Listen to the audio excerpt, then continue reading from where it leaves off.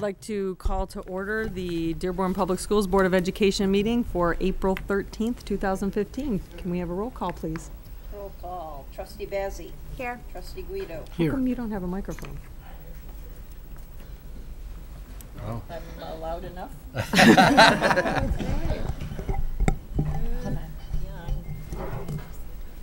Well, I'm not worried about the people here, but it won't video or it won't be on audio. Yep. We're missing a mic.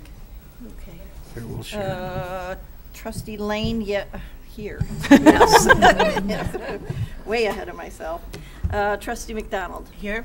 Trustee Mead. Here. Trustee Petchikoff. Here. President Scholas. Here. Next item. Pledge of Allegiance to the flag. Ms. Donna Jakubik, principal of Hague Elementary School, will introduce students who will lead the Pledge of Allegiance. Mr. Stout. Good evening. I have 4 fifth graders from Hague School. Oh, This is no. Andrew Stuss, Owen Shook, Make sure you go into the microphone so they can hear you at home. Andrew Stuss, Owen Shook, Adam Hamoud, and Emma Bessick.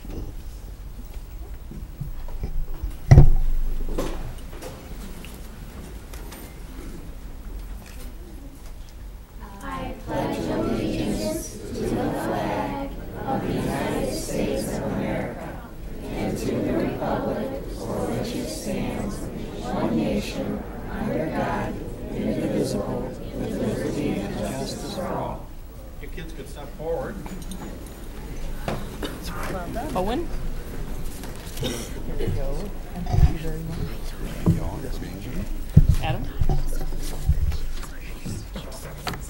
Thank you very much. Oh, did I give you the right ones? There's 2 Adams? Oh.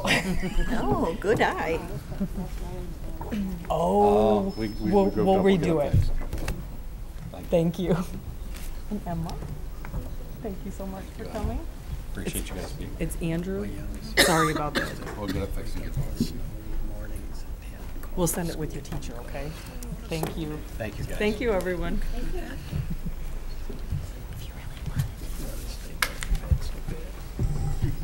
That was nice hearing everybody recite the pledge. Next item. Superintendent's update. Oh, Before we do that, I think the president has something. sorry, I forgot about putting where we were on the agenda. We had a student pass away over break at Dearborn High, and because it's a student, I don't want to mention the name, but I do want to take a moment of silence to recognize the student.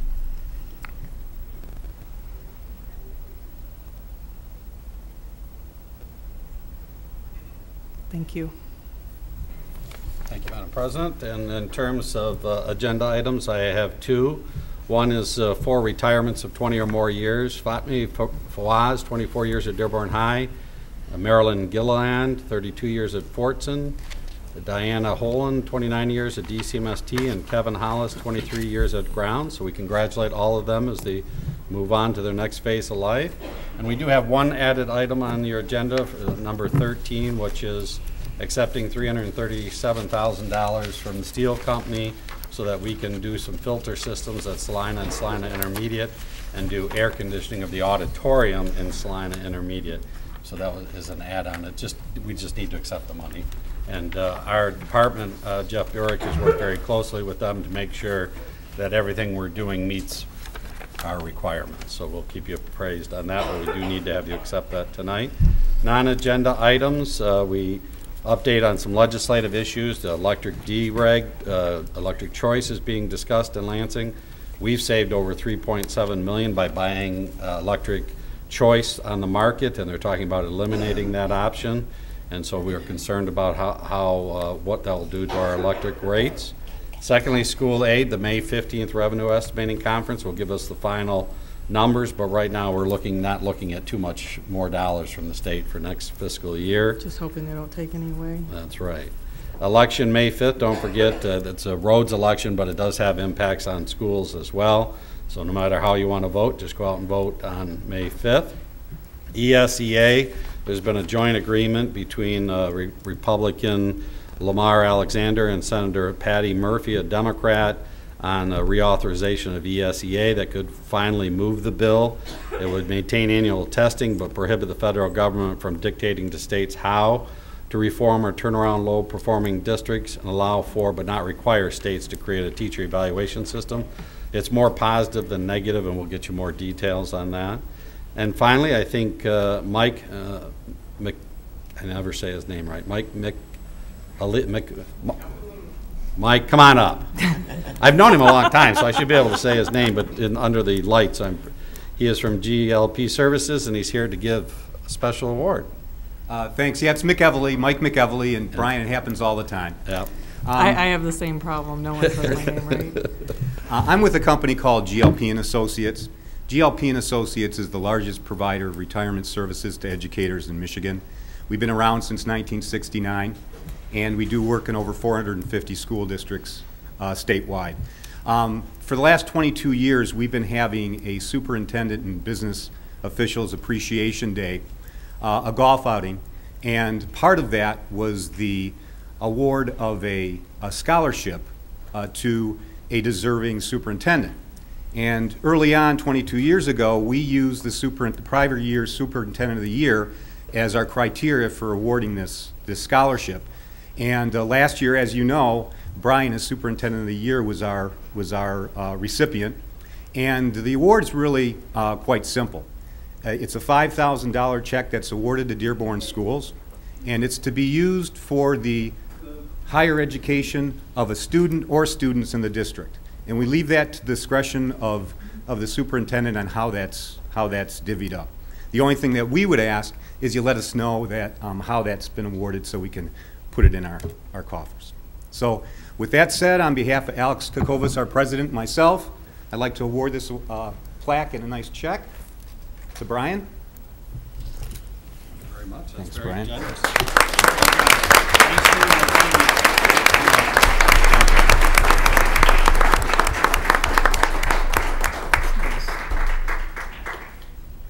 That's certainly going to help a student further their education, so thank you very much for doing this. You're welcome. My pleasure. Take care. That's excellent. Thank you so much. You're welcome. My pleasure. I thought maybe Superintendent Whiston was going back to school or something. Boy, oh, I'd buy a that'd lot of probably be a good community idea. ed classes. It might take more than 5,000. yeah, take a little more than that for them to accept me. All right, that's all my reports. We're going to change up the agenda a little bit because we do have a lot of blue cards this evening, and we have several students that are in the boardroom today. So we're going to put a few items ahead of citizen participation so that the students can perform and speak to us, and then be able to get home at a decent hour for school tomorrow. So, having said that, Next up is item. the Stout Jazz Band. So we invite Lisa Meyer, who oversees our music program, and just before they start singing and playing, she has a presentation. I do.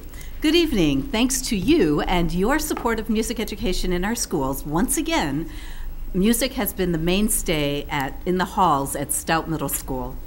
January of 2014, instrumental and choral music started up again at Stout, and the program has been growing by leaps and bounds. One major reason for this tremendous growth is that we have one of our best music teachers to lead this program. Jim Walters has been teaching for 29 years. The past 24 years has been in Dearborn. He's also been the director of our elementary honors choir for the past 13 years. He has a unique ability to be able to bond both with adults and with students, and through this bond, share his love of music and his desire to see that all students succeed through this unique medium. Stout's Jazz Band is made up of members who have been playing for about 1 year. Tonight, they'll perform 2 pieces for you. Unlike orchestral works that tend to take their names by the tempos at which they're played, andante or scherzo, jazz music tends to have more unique titles. The pieces that you are about to hear are called Yeah, You Right, and Drama for You, Mama. If I could make a comment about Mr. Walters. He must have started teaching when he was like 10. Well, yeah, he is young, isn't he? I would just like to say I can attest at how good of a teacher he is, because one summer, one of my daughter's friends had summer school, and my daughter said we should go visit her. I feel really sad for her that she has summer school. And, you know, we went over and we said we'll try to cheer her up. We got into Mr. Walters' class, and when we left, not much later, she said to me, "Why can't I be in summer school too?" And it was because of Mr. Walters. He makes learning a lot of fun, I know. Thank you, Trustee Lane. You are correct. All I can say is, yeah, you right. One, two, and.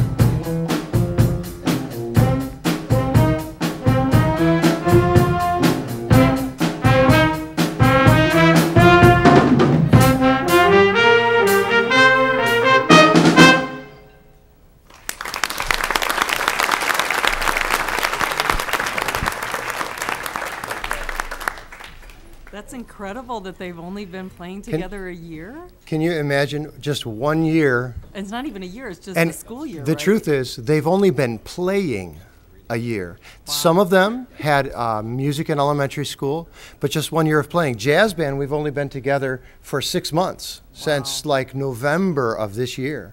That's and so I incredible. can't tell you how incredibly proud I am of these kids.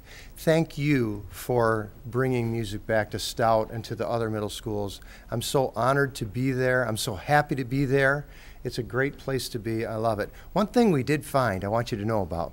We have this young man right here who's actually not in one of our bands. We just found him in our guitar class. And Mehdi Saad is an awesome guitarist. In fact, you know what, Mehdi, I'm going to let you do what I didn't say I was going to let you do. Just take 1 second and just shred it for us. Go.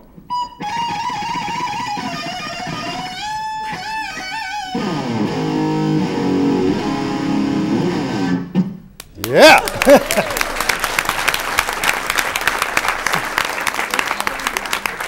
He's so happy I told him there was no way he was going to do that. But you know what? We found it. One day he was just walking out of class and he said, "Hey, Mr. Walters," he said, "play me a note on the piano and I'll tell you what it is." I said, come on. And so here's what I did. I played a note, and he guessed it right away. And I played another note, B. He has what we call perfect pitch. Any note, I tried it on trombone, clarinet, flute, every time exactly right. And we never would have found such an amazing talent if you guys hadn't agreed to bring music back to Stout. I'm so honored to be there, and it's just great to find kids like that. And the rest of them, I'm so proud of. Thank you so much, you guys. Okay, now. Yeah. Just put it in perspective. In your career, how many people have you known, students, to have perfect pitch? In my career at University of Michigan, there was one piano player who had perfect pitch. I've known thousands of musicians, and only one other that I know of personally has had perfect pitch. It's a rare, rare thing to find. Good stuff. So if I can just say, would you please save the drama for your mama? Ready? 1, 2, or 1, 2, ready, and.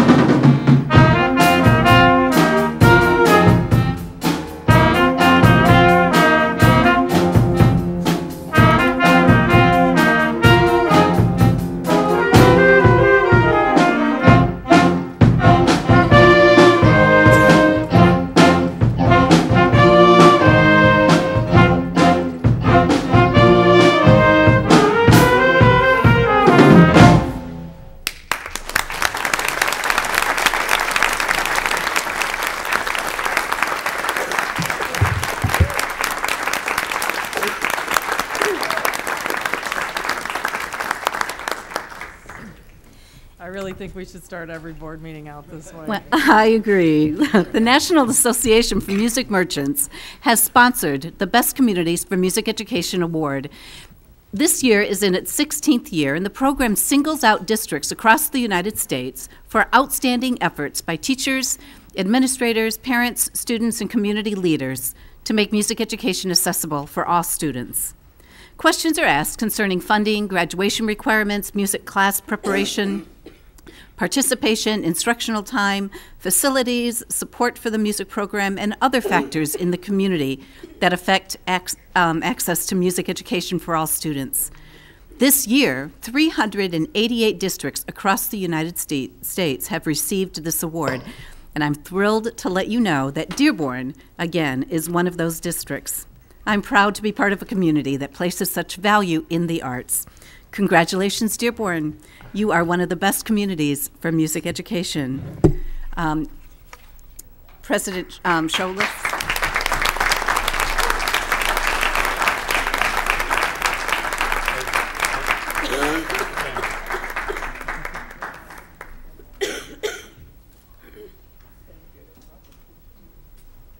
As Amy's coming back, certainly we win this award because of Lisa's leadership and staff like Jim and all the other staff. You know, they just have such enthusiasm for what they do, and they get kids so engaged and excited to go to the concerts. Yeah, and excited, not just the kids. Go to their concerts. It's just their energy, their enthusiasm of the kids and staff is outstanding. So we're blessed. Thank you. Thank you so much.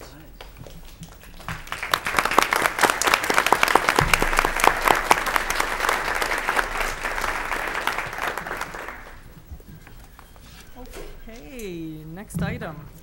Next item will be DCMST Science Fair Projects. Mr. Brian Whiston, Dr. Gail Schenkman, Ms. Winifred Green. We're going to turn it right over to Winifred.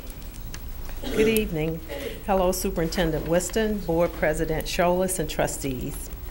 27 students from the DCMST participated in the Science and Engineering Fair in Metropolitan Detroit this year. 25 students placed fourth in the outstanding category and 5 with excellent. 2 of the students that placed are here this evening, and they're along with their teacher, Mr. Stephen Scott. Daniel Kahn, who won a $1,000 scholarship, and he's going to speak to his project, and Amina Mustafa, who was our senior grant award winner. Amina will be attending the International Science Fair May 10th through 15th in Pittsburgh, Pennsylvania. So did you say that every student that went placed? No. Oh, I'm 25 of our students placed, fourth in the outstanding category and 5 in excellent. And Wow, I have a more that's- comprehensive list of where the others That's placed incredible. as well. It's great. That really is excellent in itself. And that's been part of our school improvement focus for the last few years, is focusing on the research and making sure our students are very well represented at these science fairs. So. I'd like to introduce Dan. They hand out one of these RICO Sustainable Awards a year at the States, and Dan won this year. And so there's been 11 in the history of it over 11 years, and so I'm very proud of them. And we've had, I believe, 5 grand prize winners in the history of probably Dearborn schools, and Amina's one of them. So very proud of them. And,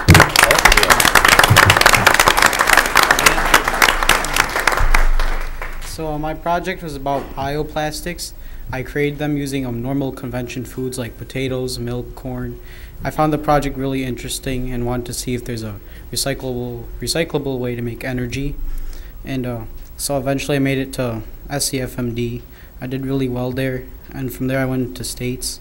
I think it all taught me a very valuable lesson in speech, because they were asking us like lots of analytical questions, and you had to know a lot about your speech skills and persuasion to help you progress into these science fairs, because some of it was not only about the material, about what you had. Your project could be as amazing as building like a nuclear power reactor, but you could still not get into anything as long as you didn't have the speech skills. So I think that's the main thing you could have learned from these science fairs. And I think some experience from debate club at my home school, DHS, helped me out here. And I'd like to thank Mr. Scott for helping me out on my science fair board this year. That's awesome. So we get to see what he did there? Yeah, I'll show you.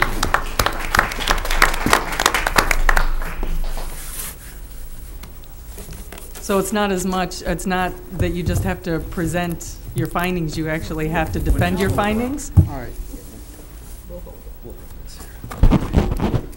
Okay, so my hypothesis was that potato plastic would be the strongest plastic produced from all of my bioplastics. So basically my procedure is simple. I just got some simple ingredients, mixed it. Like for milk plastic, I just got 1 cup of milk, added vinegar, and strained it, and it hardened into a plastic. So then I wanted to also measure how hard it was and how flexible. And I was pretty surprised that my corn plastic was actually harder than a regular plastic spoon, which is pretty cool because that means bioplastic, which is also cheaper, is better than a normal petroleum spoon. So I think this technology is really cool in the future because we could use it better than a normal plastic spoon. And also my flexibility was just on par with my plastic spoon. So it shows that my bioplastics are just as good as your normal petroleum products, and they're also recyclable. Unlike normal plastic, which might take like thousands of years in a landfill and also leave toxins, this can dissolve in like maybe days, weeks, months, and leave nothing behind. So these are just some pictures of how I made it. It's pretty simple. The top one is just Pretty all the simple. Yeah. Pretty simple for you. No, I actually made it into baby steps. I think maybe even a toddler can get it. School board member steps. I think my project can be used in the future by many different companies. That's why I think I got this RICO award, because they thought that this would show lots of improvement in the bio industry. And that's basically everything about my project. Very cool. Thank you. That is incredible. Great job.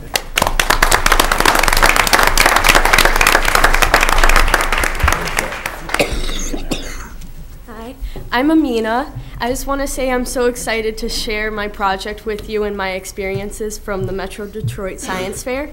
So my project was composing music with sign language pattern recognition.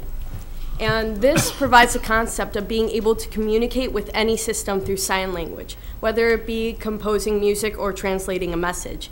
So what I did was create a set of 12 hand gestures that represent the notes A, B, C, D, E, F, and G, along with backspace, half note, quarter note, play, and stop, that act as mouse and keyboard shortcuts from the music composition program Finale that is used for the sheet music in this program.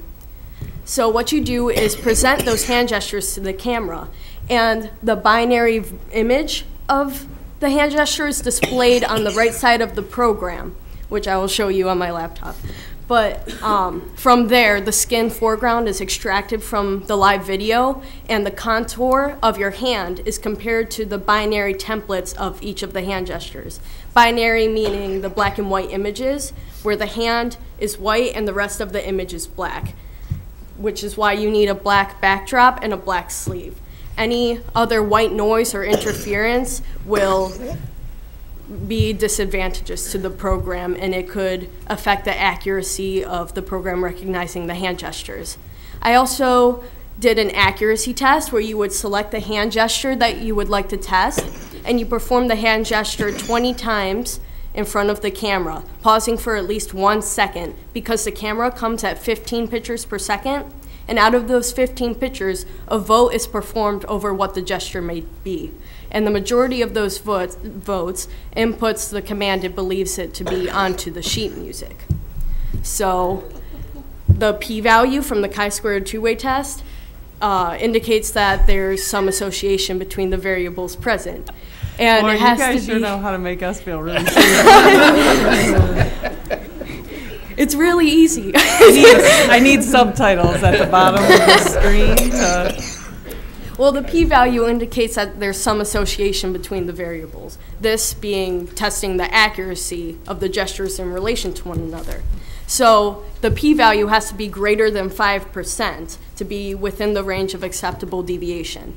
And the p-value from this test showed a 16% p-value. Wow. So that shows that the accuracy of the gestures in relation to one another supports the program to be consistent. So let me get my program set up here. There's a little camera here. I hope you can see it. All right. So you have to adjust the YCRTV color system, which are these dials, and those will make sure that there's no interference except for your hand in the image. So I turn on the live input, and you begin performing in front of the camera. So let's say I want to do A. It's recognizing A, B, C, And now I want to play it. I don't know if you can hear it, but it's playing. I can try turning up the volume here. And there's a microphone. That might help. Okay. Let's try it again. Let's see if I can get it to go again. And then I tell it to stop, and that's my program. Wow. That's incredible.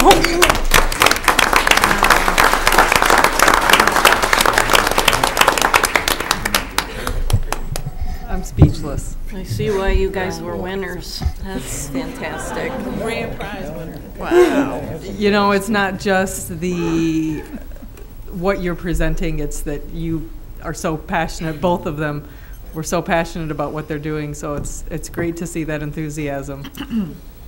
It's fabulous. Thank you. I'm blown away. Thank you for being here, guys. That's great. Thank you so much. Thank you. And thanks for sharing with us. Thank you.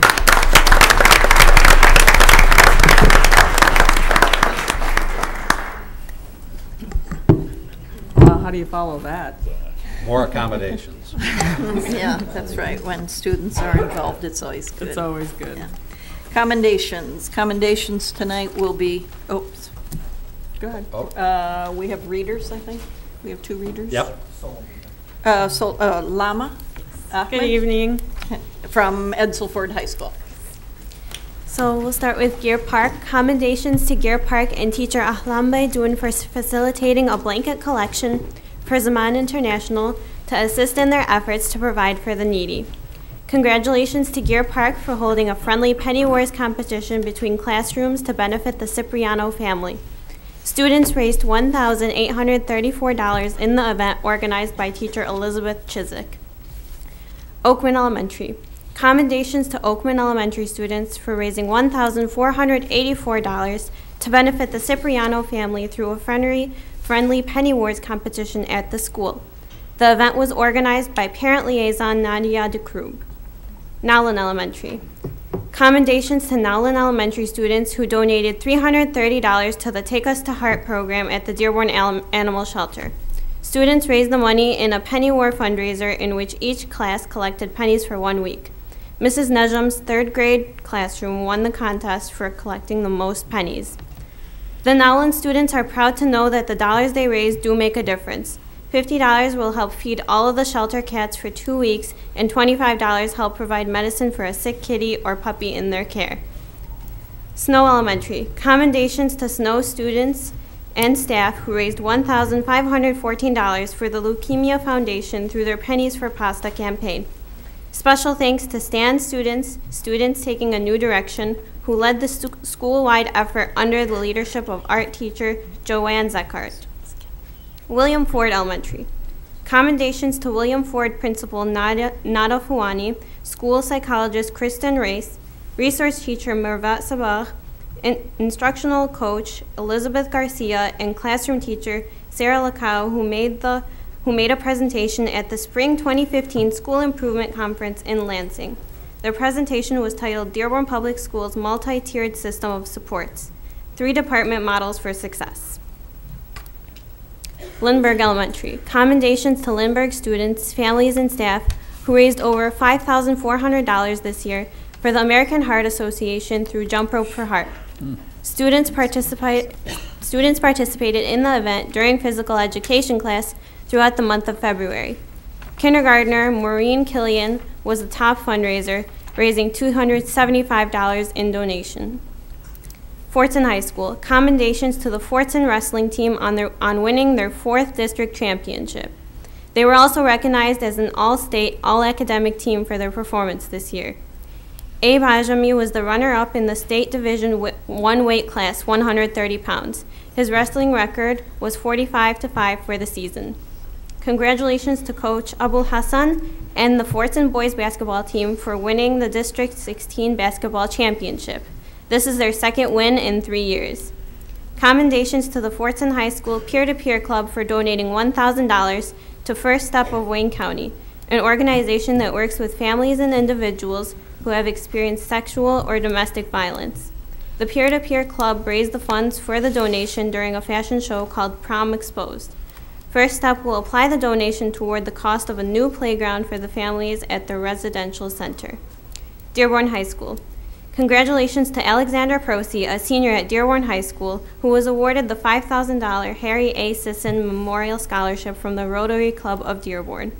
Alexander was awarded the Sisson Scholarship for exemplifying the Rotary service ideal of service above self, along with high academic achievement, leadership among peers, and demonstration of the highest ethical standards.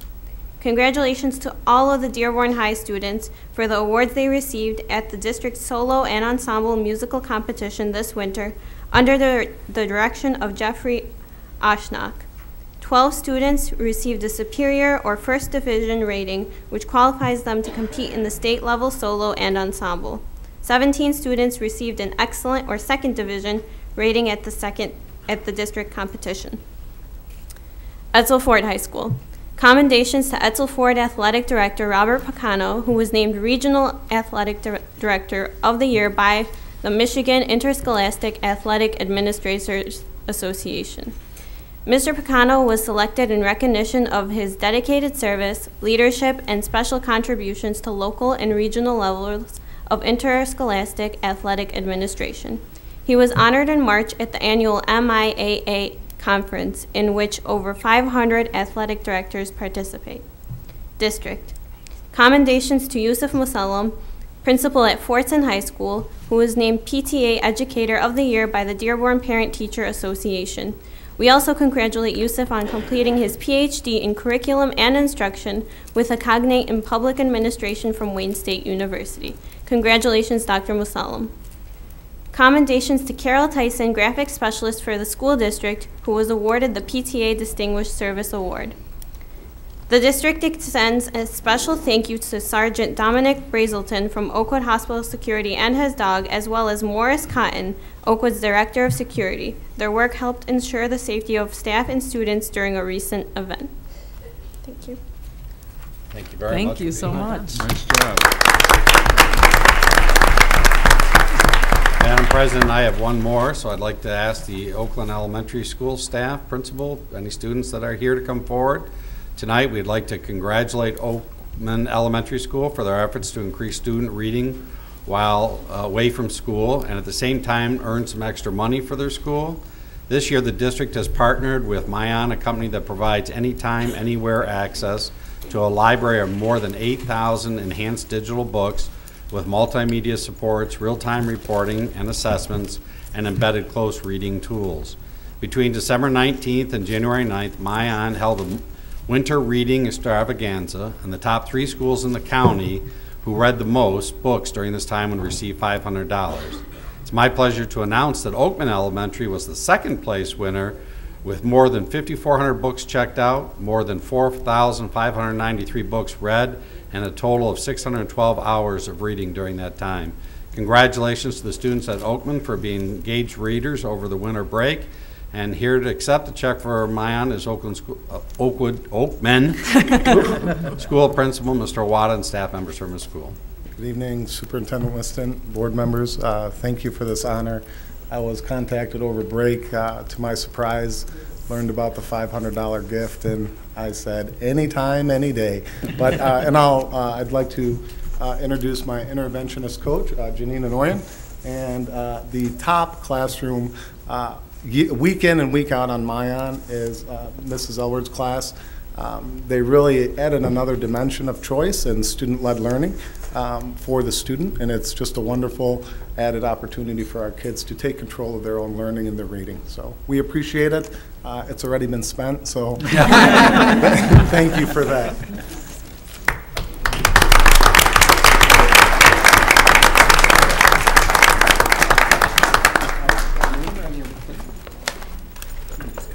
Congratulations. Thank you. Amy? Just right here is fine. Oh, Sure. Yes, we did. Come on, come on, come on.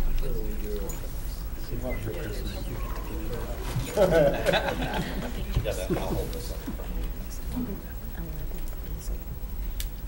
Turn it on, David.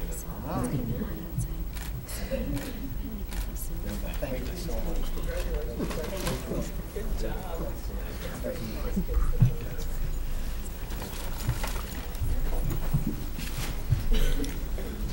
Okay, now we're back to our regularly scheduled program. Citizen participation.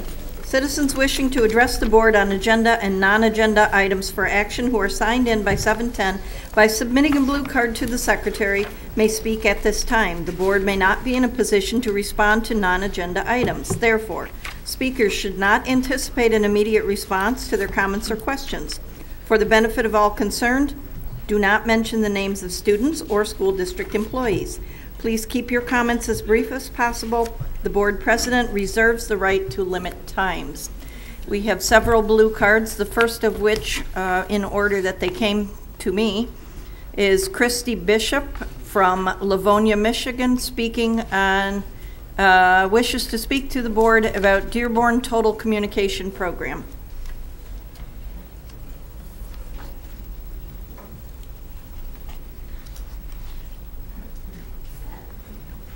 Good evening. I'm here because I think that there has been a lot said to us through, I'm from Livonia School District, my son's in the Total Communication Program.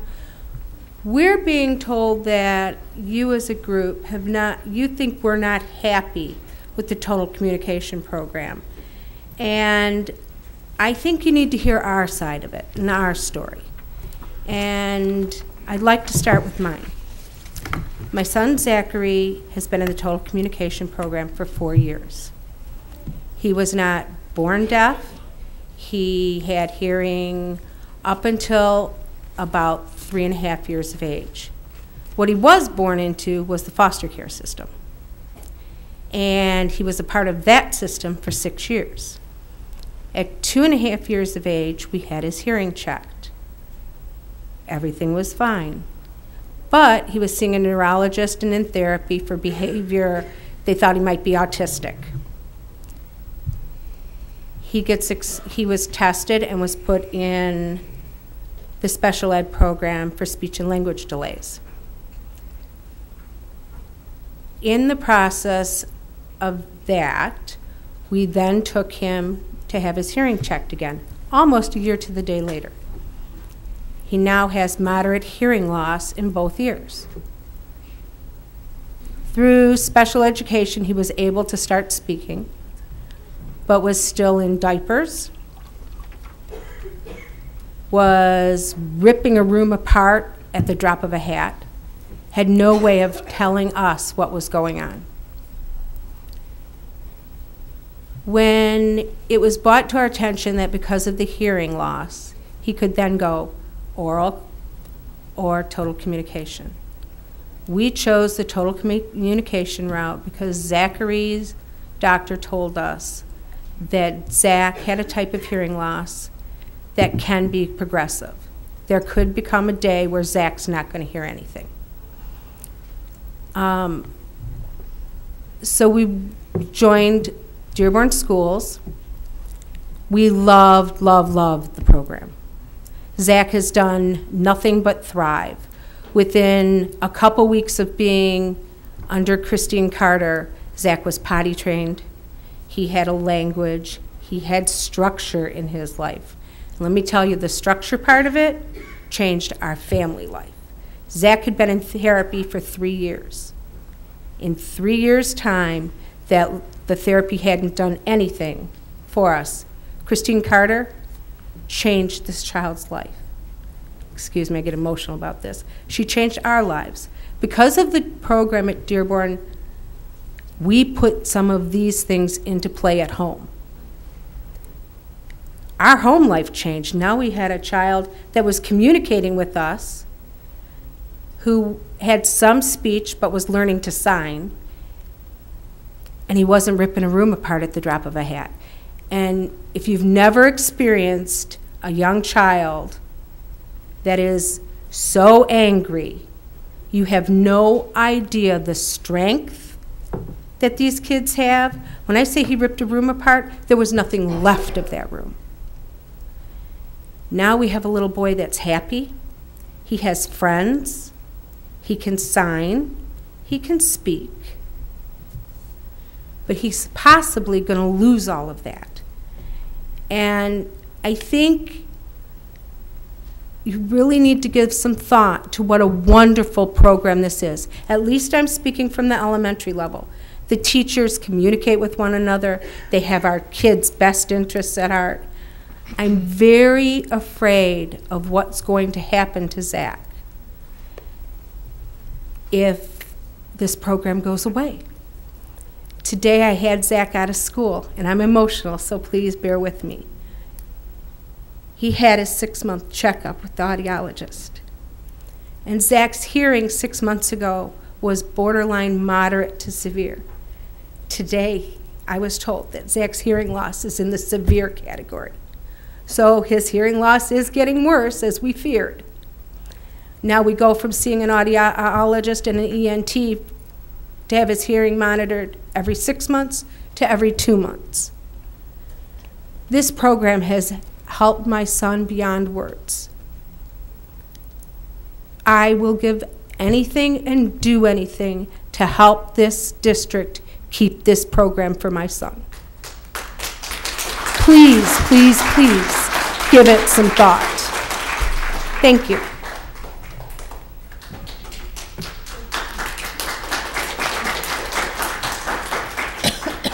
Next blue card is from Ms. Judy Shepard of Westland, wishes to speak to the board about the total communication program.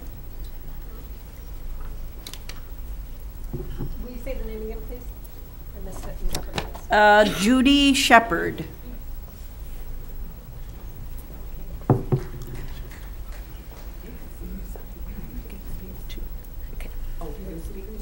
And you stand here with the people talking, with Mr. K.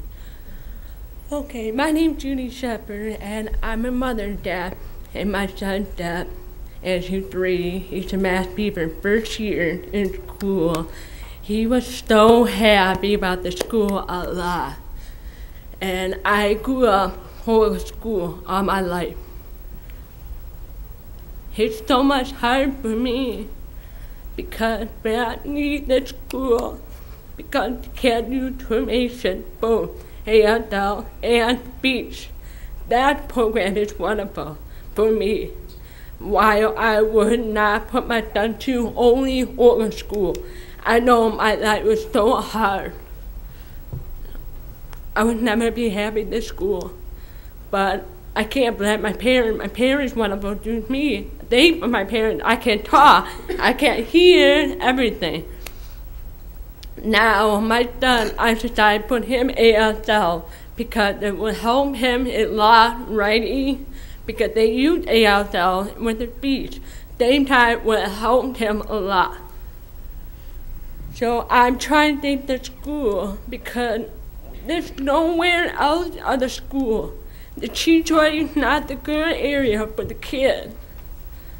I think that school is wonderful. I don't understand why you want to put this school in Detroit. That's what made me so upset. I'm not going to put my son in that school. Because, look, everywhere right now, a school that program need. They close. Where they can't go. I need the school to be best for, I have not just for my son. It's other kids need. Not just me. It's about kids need. I see my kids can talk better. He read a book every day, but never stop. I would read a book every day. Come home, go read a book, and tell me that then everything was wonderful. I had many. If you need help with that thing, I would love to help everything, what you need. But all of a sudden, they should try and close the program. I just don't understand why. I was hoping that school would keep because my dad is so happy every day come home. Without chirping, he came home, never looked happy. Many Deb, you can see how many Deb is here. Raise your hand. This is all my friends. We know we need this. Where can you put Detroit not good? People won't keep this. But I was hoping you can change this for us. Because I know there's one of our man right here, Brian, so he was the good. You know, he tried working out. He tried working out hard for the job, and I want him to try. We want to help. Whenever they're working out, we want to take the school. Because my son loves this school. If not, they're going nowhere because medical school is about to close a lot. When you can, you help this. Please, please, please save that school. Amen.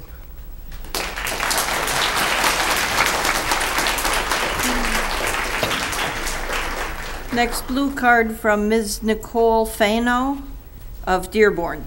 Wishes to speak to the board about the deaf program.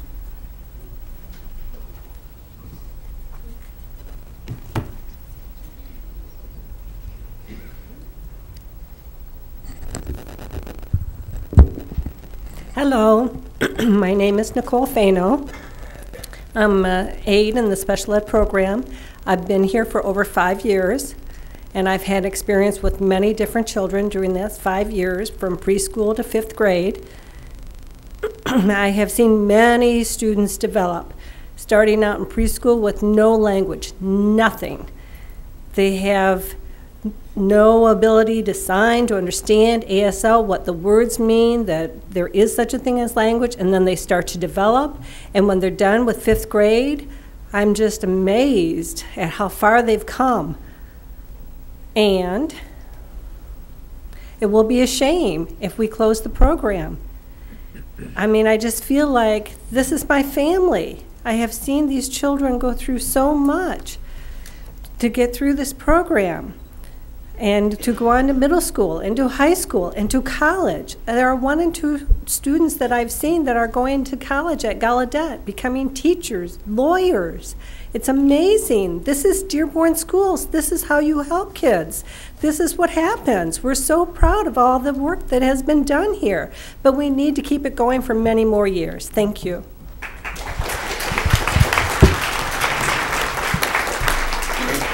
Next blue card from Christopher Dorace from Livonia, representing A.G. Bell and Michigan Hands and Voices, wishes to speak to the board about Dearborn's total communication school closure. Good evening, Superintendent Whiston and board members. My name is Christopher Doray. Excuse me. I represent Michigan A.G. Bell and Michigan Hands and Voices.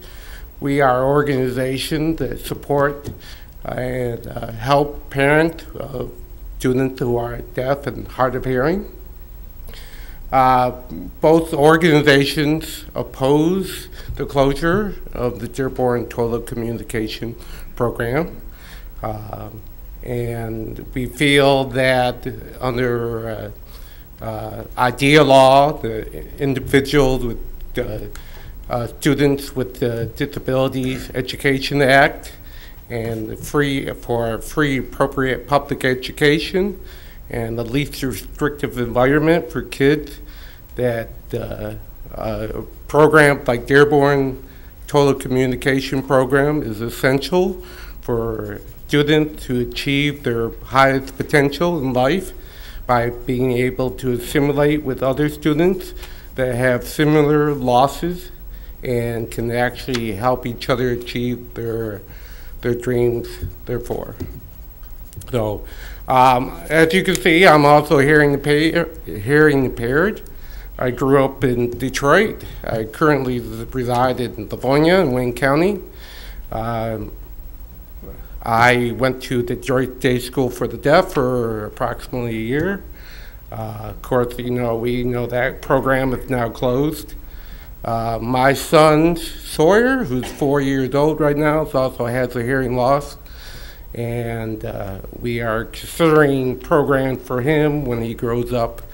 And Dearborn Total Communication Program might be a resource for us. So I'd hate to see personally for this program to close. Thank you.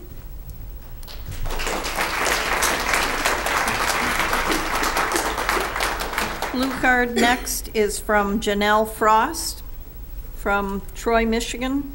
Wishes to speak to the board about the Dearborn Total Communication Program closing. Thank you for letting me speak today. My name is Janelle Frost, and I am the President and Acting Director for Michigan Hands and Voices.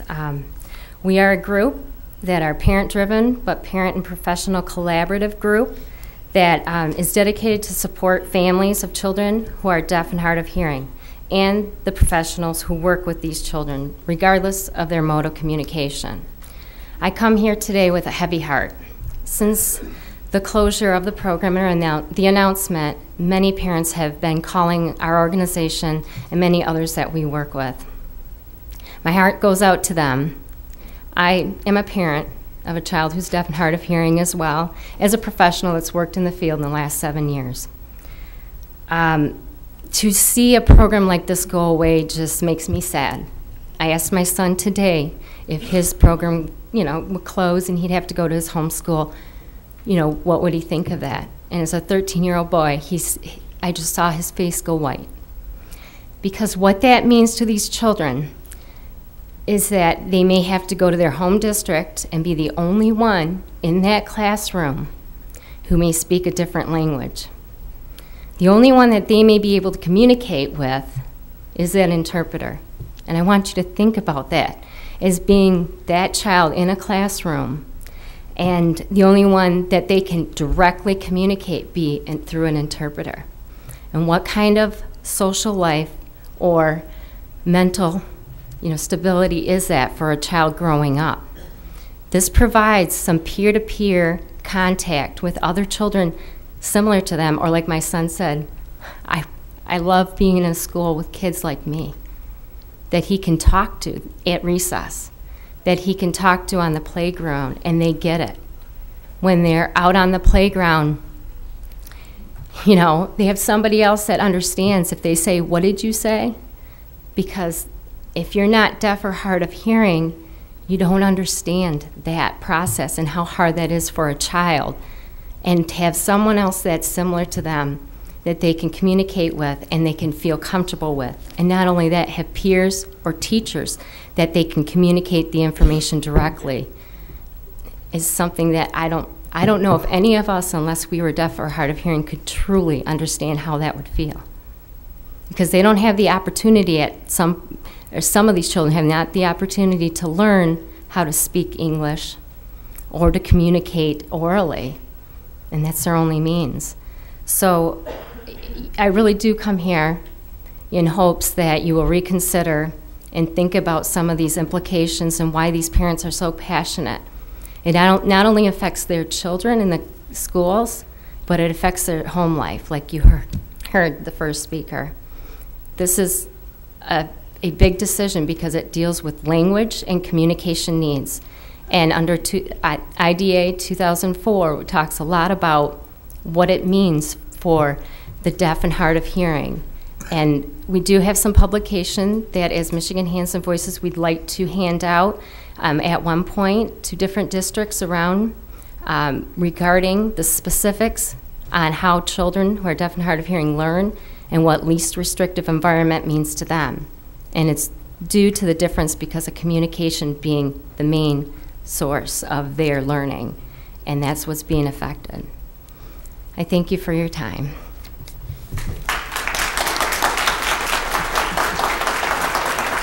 Next blue card is from Julie Jameson of Dearborn, wishes to speak to the board about standardized testing.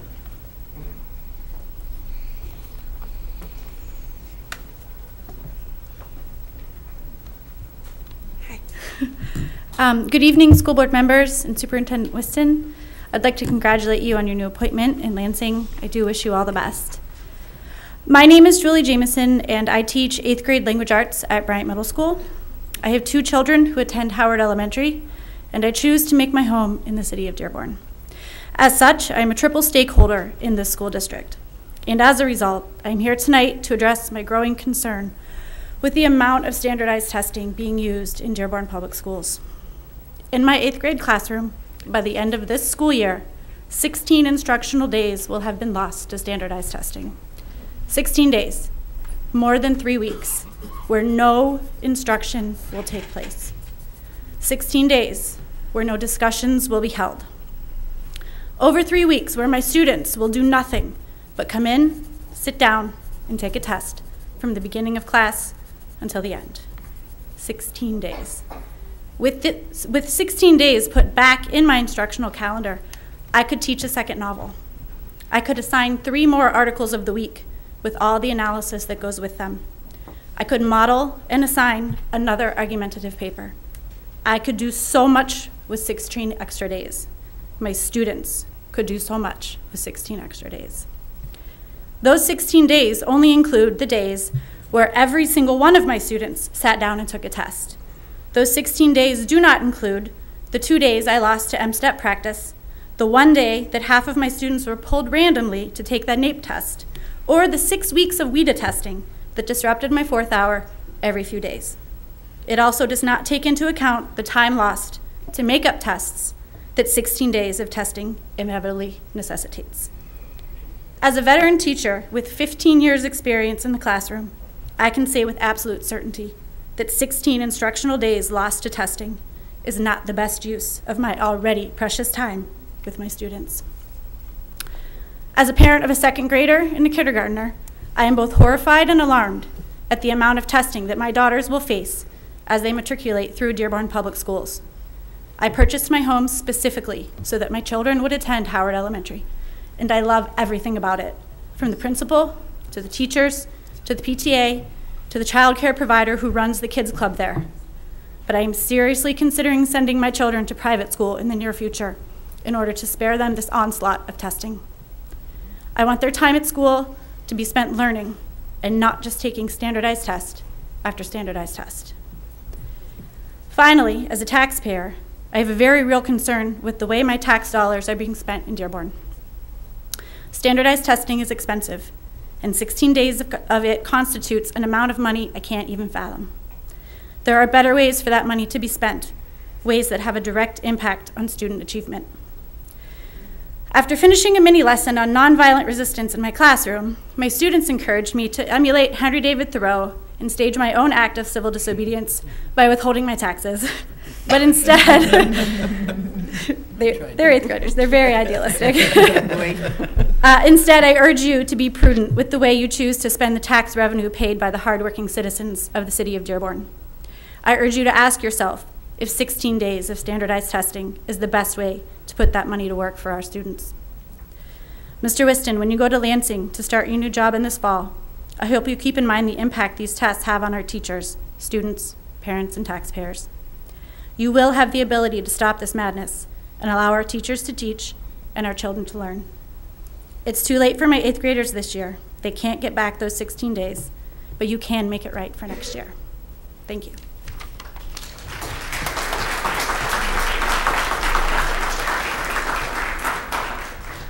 The next blue card is from Ann. I think this is Ann Uraski. Is it Uraski? She's from Lansing, representing the Division of Deaf, Blind, and Hard of Hearing, wishes to speak to the board about the Total Communication Program at Dearborn.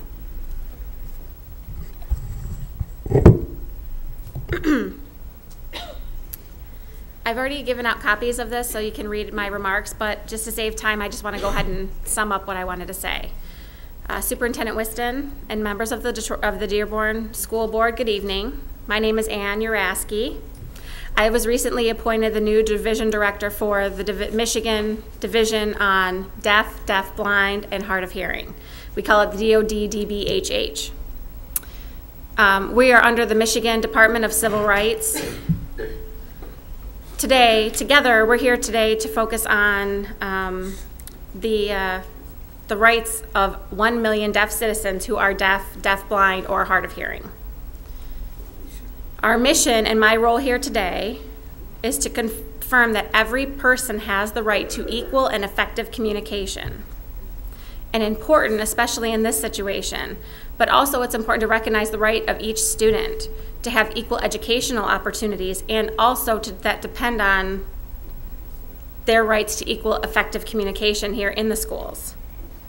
Today, some of my colleagues are here. If you guys can wave your hands in the back. Former Directive Chris Hunter. He's the previous executive director. Carly Rose Grutzner. I hope I said that right. She's a rights representative. as well as Dan Levy. He is the department's director on law and policy. While I'm here today, I am also here on behalf of the division and also the director of the Department of Civil Rights, Matt Weesaw. Any of us who are here today are very happy to answer any of your questions. We are here today first to listen and to learn, but also to express our concern.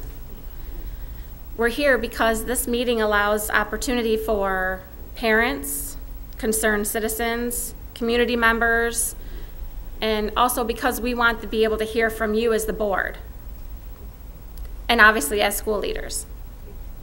We don't plan on stopping to listening to your comments after this evening. We look forward to discussing and having an open dialogue with all of you, all school leaders, with all the students, the parents, and other concerned citizens who really want to help us better understand how we can help the issue here today. We want to help find a way to lead to a better tomorrow. We want to commend the school district here and the leaders for recognizing that this program is maybe not best serving the deaf or deaf, blind, and hard of hearing citizens. We want to improve that. And we also want to thank you for not being complacent and doing something about it. But instead of yours is not the only one answer. It has to be the right kind of change. There's not one right answer for this. We believe it's possible to change. We have to make sure that the right change happens. The first question we need to ask is, are there enough qualified interpreters to better meet the needs of the students here after the proposed changes happen? The second question is, will the younger students who are deaf, who don't have the benefit of learning an environment where there are peers and have the opportunity to sign, is that really a better opportunity to learn and have language acquisition for them so that they can later identify and be fluent in ASL or English, whichever language they prefer? And if you put them in an isolated environment without peer interaction, without ASL fluency around, how will they be able to live their life later on? In a largely hearing world, they would lose their self-identity, and they would be more focused on that deafness is a difference, but it's a difference, not a disability that they have to overcome. And the final thing that I would like to say is, at the end of this program, is ending this program really the best way than going back and maybe waiting one more year to see if there are other options that we can improve the services, if the services can be improved, and then maybe moving ahead and implementing new things specifically designed for people who would benefit, especially the students. You've been very brave taking this first step to recognize that change needs to happen, but please don't take the easy way out. Don't just end this program, just end it. Don't just end it. Maybe it doesn't fit everybody's needs, but let us make sure we're doing the right thing so that we can work together to develop and achieve everybody's goals. Thank you so much for your time, not only today, but for all the time that you've done and for serving these children. Thank you so much.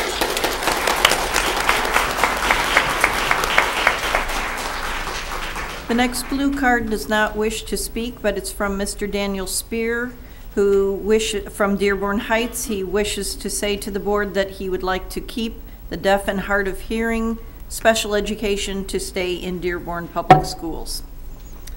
Following is Mr. Eric Ostrich of Westland, who wishes to speak to the board about the deaf and HI program education. Hello, the board here. My name is Eric.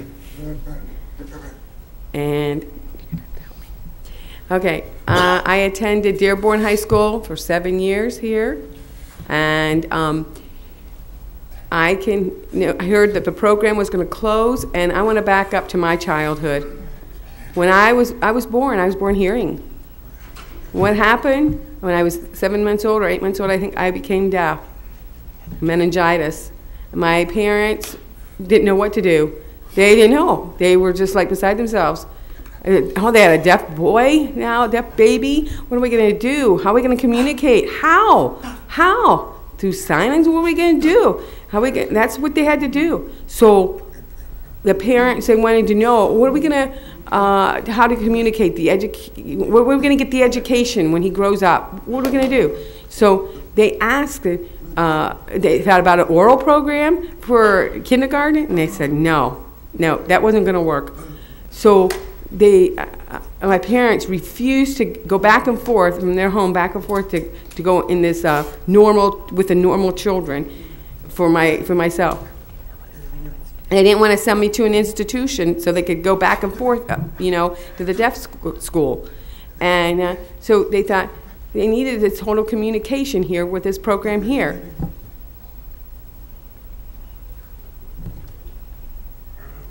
I prefer that the deaf program does not shut down, that we continue it for the reason here, for the students, for the deaf students, for the education, for the staff, for the interpreters.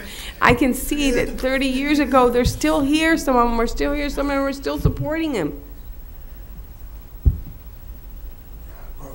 I don't want them, the deaf education, them to lose their jobs, too, for the future. What about that? They're going to struggle trying to find jobs, too. And there's those things to think about. And to force kids to go to their, other schools and different things like that, and interpreters try to get there. They have children. We have parents here with deaf children. And they have birthday parties here all together with the kids, with the deaf kids all together, and they have socialization and a lot of communication through the sign language. It's important, communication. It's the important ASL communication for the deaf. That's number one. That's it. Save the deaf education, period. Thank you.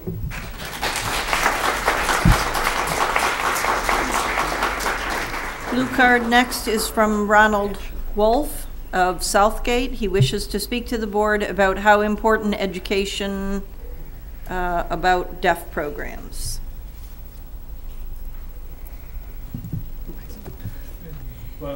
My name is Ronald Wolf, and I began here too. My experience was here first as an elementary school in the oral program, but I couldn't understand anything in the oral program. And I thought, that's not my language. What's that? Oh, I was just following body language. I didn't know what was going on. And I found out that about the Dearborn program, so we transferred to that program, to Westbourne. And then I started picking up, about when I was 5 or 6 years old, I started learning sign language. And wow, I just started learning, and it got better and better. It was the communication and how to interact with the hearing world too, and the deaf and hearing world both. In general, all the deaf students and the parents and the deaf children too, it's number one is the deaf program here, especially the resources, the tools and stuff for the deaf education. It's really different education because they need specific things here for the deaf program. And the teachers have the experience to be able to relate that. If they go through an interpreter, the interpreter is not going to be the same kind of experience of having the deaf teacher. It's just different. It's not a different, it's a totally different experience. It's just going to be totally different. It's going to be wrong, really. This is where they need, I can see the experience from my own thing, see it through my time.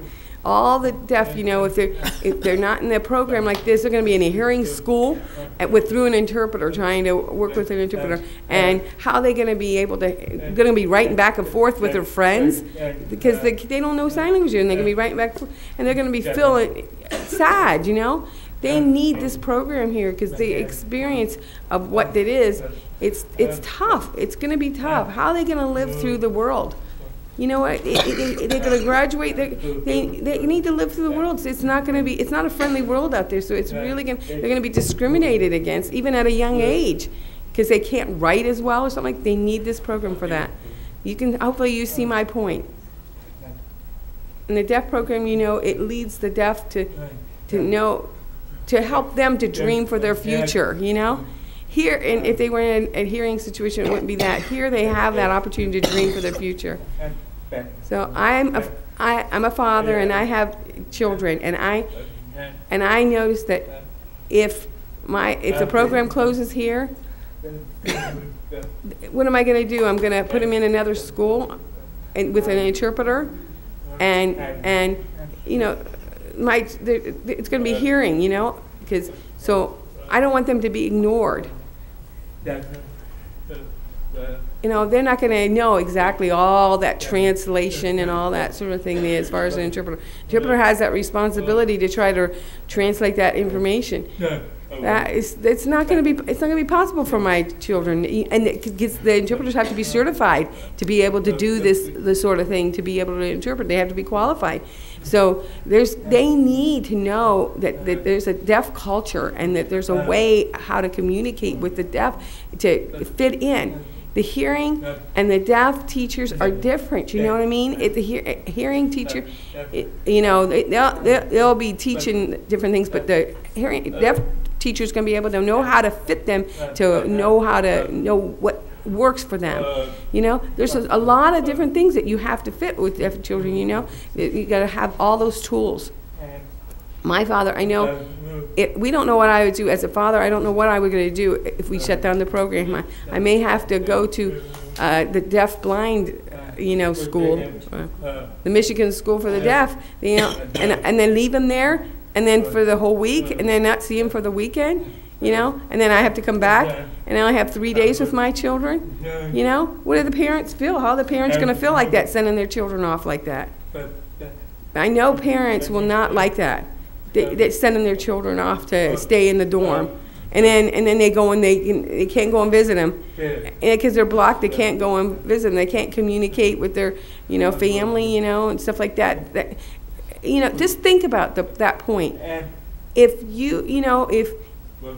if you had children, your grandchildren, maybe your cousins, or your things like that, think about what would happen if this program stuff, and if you had a deaf child, whatever, and it would happen, and they grew up, and then they had to be sent away to a deaf school.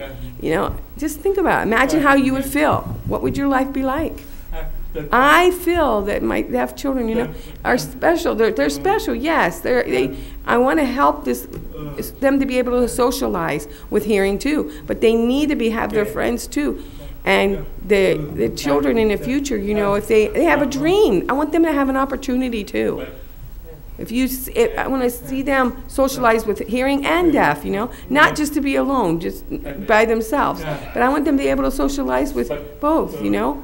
I don't want this to close up, and then, you know, and then they all their life is just what they're going to be doing for the future, just living off welfare. You know, they're not going to have that same opportunity. Their English level will be, you know, understanding English is going to be low. They need the support of the program here, because it's tough. I'm telling you right now, it's tough. I know from experience, you know. Me deaf in the hearing world, I'm deaf in the hearing world, yes. And I'm kind of middle. It's hard sometimes. You know, it's difficult. But the thing is, it's better than, I know, if I was just, you know, I went to a deaf program, but, you know, but it's going to be harder if they were just themselves. So I hope you think about that for the future. Next blue card from Destiny Vroman of Westland, representing Aubrey Stress, wishes to speak to the board about the hearing impaired program.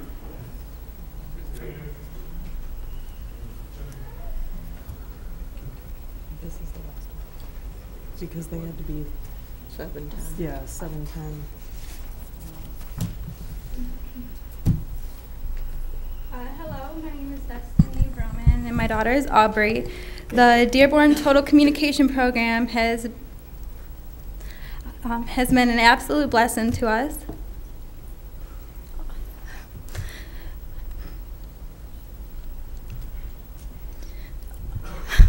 Sorry. Aubrey was diagnosed as profoundly deaf at 20 months old. She lost her hearing at 1. She entered the Total Communication Program at Nowlin knowing very basic sign. She had lots of behavioral issues because of her lack of communication skills, because of her lack of language. Now, thanks to this program, that lack of communication is almost gone. She is reading books. My 4-year-old is reading books that my 7-year-old sister is bringing home from school. She's signing in full sentences, and there is no doubt in my mind that she will be fully caught up to her hearing peers very, very soon. And I owe all of this to this program and to these teachers. If this program is shut down, not only will it break my daughter's heart, but she will regress. She will not get the education she needs, and the only friends that my daughter has ever had will be taken away and scattered throughout the county. Through this program, I've seen miracles. It gives our children hope and equal opportunity for the appropriate education they not only deserve, but they need. There is no program like this, and it would be a shame to take it away from them. Thank you.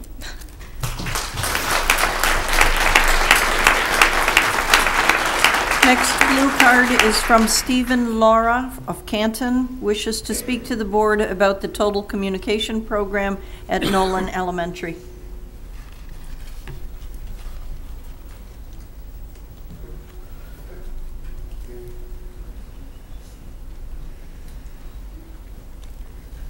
Hello, good evening. My name's Stephen Lara. This is my girlfriend, Danielle Barrow. This is her daughter, Chloe. She attends the Total Communication Program at Nolan Elementary. The Dearborn Public School System is in danger of losing a true gem this year because it's been announced clearly that the program will be discontinued after this year. There are many special needs deaf students in the program, like Chloe, that will end up going from a program that suits their needs, both as special needs children and as deaf children, to a mainstream all oral program in a regular classroom. The difference in community that poses is huge. Tonight, I'm asking the entire board, every member here, I'm begging you, please help us keep this program open. This program works. Even with its flaws, it creates miracles. Miracles of communication for children that, without a program like this, would never have that chance to communicate with peers of their own age and to have a sense of community as they grow up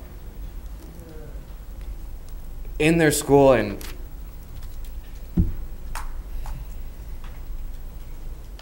it wouldn't be right to send students from a classroom where they can communicate with all the other students, all the other peers in that classroom, to another classroom where a language barrier would simply just put a trump on that. It would stop it.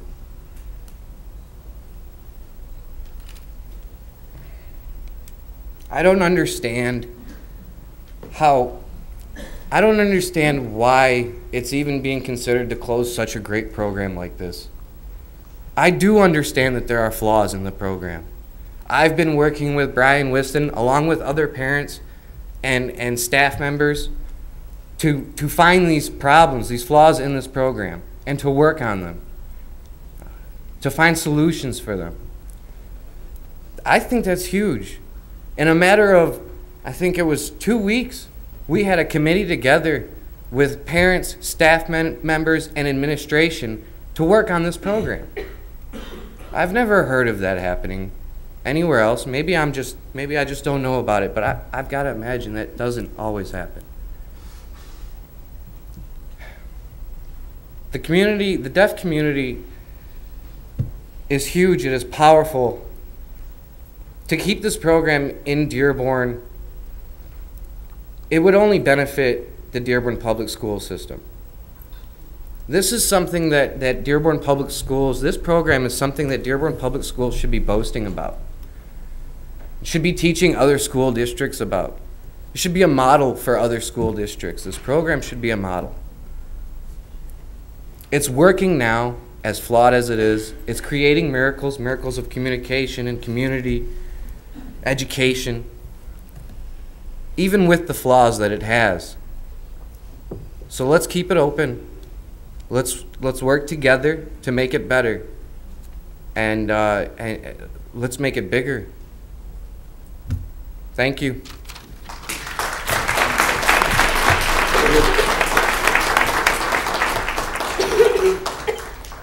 Millie Herson, advocate for quality in deaf education, wishes to speak to the board about deaf and hard of hearing program. Thank you for your time.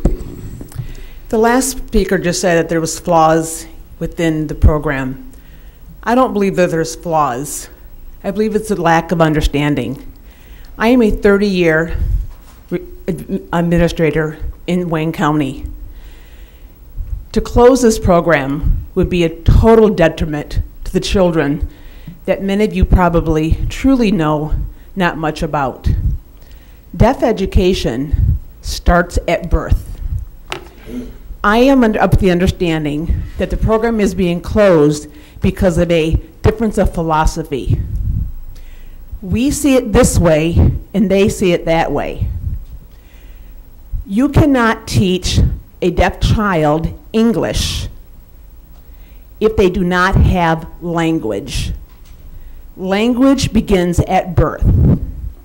If a child does not have the ability to hear, they do not have the ability to learn English. Unfortunately, the Dearborn program has this philosophy of total communication.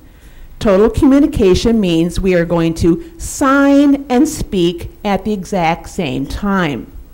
Well, board members, let me tell you something. Signing ASL and speaking at the exact same time would be equivalent for you to take your child, putting your child into a classroom. Let's say, for instance, your child speaks, let's say, Arabic. Ask your child's teacher to speak Arabic and speak English at the exact same time. It's not going to happen, is it? One language is going to lack. In this situation, if you have a teacher that's going to speak English and sign ASL, the ASL is going to suffer. A child must first learn their native language first, which is ASL. Once they have a grasp of their language, once they understand language, you then can transfer that ASL language into English. People will say deaf children have an average reading level of 4th grade. That is because all too often, deaf children, 99% of deaf children are raised in hearing homes with hearing parents who give them no language experience. Their first language exposure is generally when they enter school at the age of 5. They are already 5 years behind. So naturally, the reading levels are going to be behind. If they have no language, they are going to be behind. I have a niece and nephew who are deaf. They've had language since birth. They had language. Once they had the language, they acquired the English. They are now both RIT grads going on to postgraduate school. They have postgraduate reading levels. To close this program would be a detriment. What you need to do is tweak the program, allow the K-5 programs to instill ASL in the program, teach the children reading and writing language like it's supposed to be taught, and get rid of that total communication philosophy. You cannot teach 2 languages at one time. Give these children the language, keep the program, and do what's right for all these children. Thank you very much. Frida Morrison of Dearborn wishes to speak about deaf and hard of hearing program.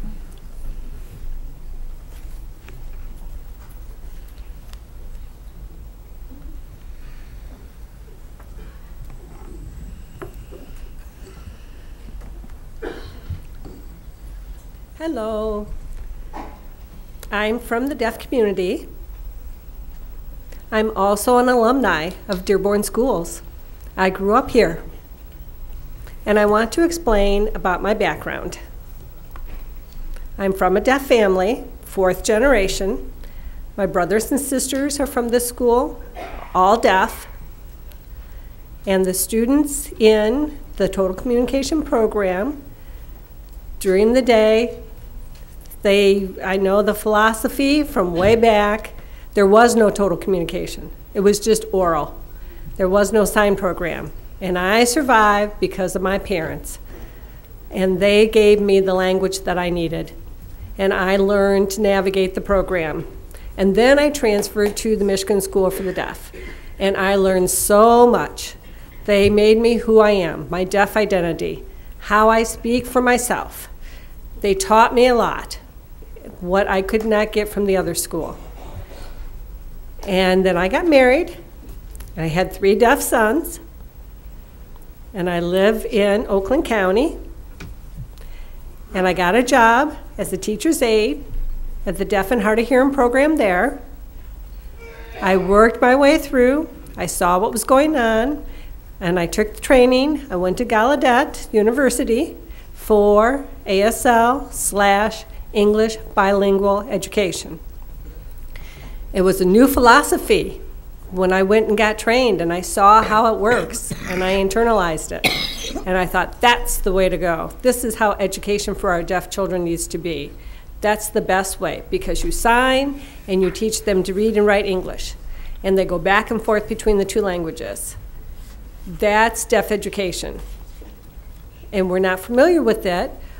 We listen to other people and we ask, what are you doing? How's your homework? Let's check this, let's check that. The teacher already went to other workshops, conferences related to deaf education and bring back new philosophies to this program. Has that been happening? Maybe not. So, we need to rethink and have this program continue. I'm speaking for the deaf and hard of hearing children. If you don't, I just want to let you know that it's you're responsible for their education and for their future.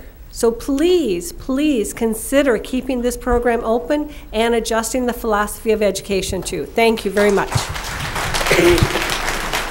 Next blue card is from Jill Newman of Livonia, who wishes to speak to the board about total communication. What's the name? Jill Newman.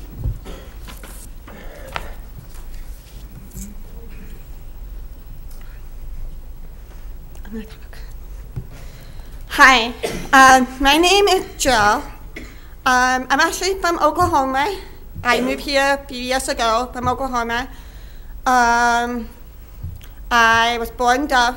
Growing up, I went to a mainstream school, only one being deaf. And it was really hard growing up, being deaf. Have no friends who know sign language, no friends who could understand what I feel. I felt left out a lot. Couldn't understand what the teacher was saying. I had to ask them to repeat and repeat. No interpreters. It was really difficult because I always growing up, wanted somebody to have the same feeling as what I was feeling, what it was like to be deaf.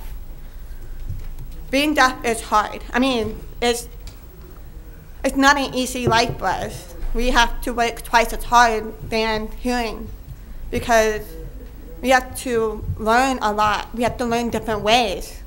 We don't learn how you guys do it. We're more hands-on, visual. You guys hearing can just hear what people say and you guys get it. We don't.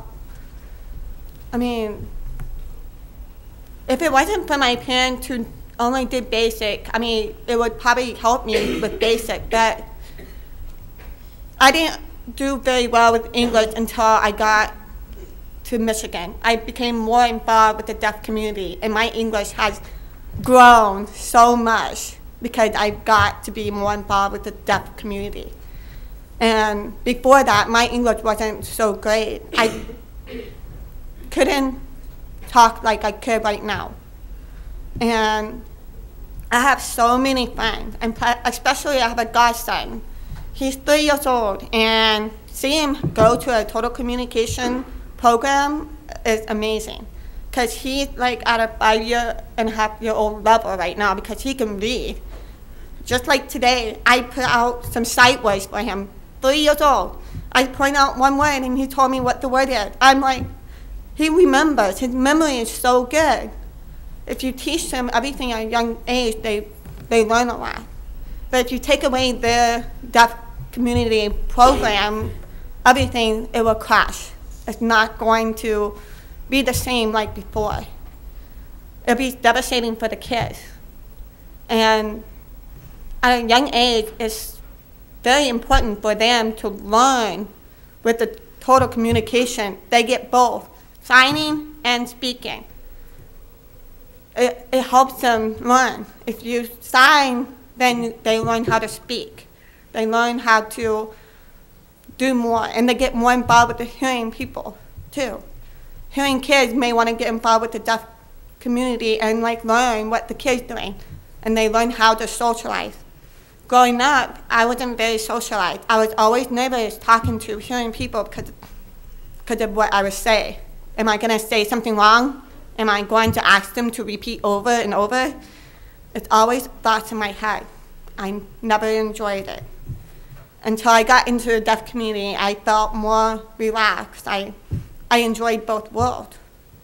And I mean, think about it, 50-50.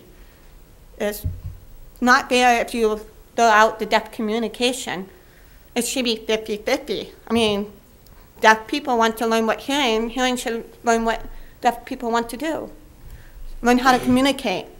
I mean, what if you were deaf? What would you do in the future? I mean, what would you do? How would you feel? You don't know what deaf and hard of hearing feels. No one knows. Only deaf people knows how we all feel and what we go through. And we learn how to survive. I mean, it's hard growing up. I mean, if you take this program out and they grow up with no deaf education, you're going to imagine so many deaf kids are not going to graduate in high school. So many deaf kids are not going to go to college and succeed in their dream that they want to do. These little kids have dreams that they want to do what they see what you guys doing. Maybe that's what they want to do. But if you take all that away, they're not going to have that. They're not going to have that dream, the success that they want. Having sign language, total communication, and you also bring all these families together. It helps them communicate. I mean, these families, you hear many stories that the families, they get closer because of the deaf program. It draws a bond to them. Without that, I mean, they'll have no bond like they do now. So please don't take away this school. I mean, this program is amazing, and these teachers are doing a wonderful job. And I wish I had this program growing up, because I wouldn't be isolated. I would have so many friends. And also, one more thing I want to say. I do have a cochlear implant, but that's not an option. Cochlear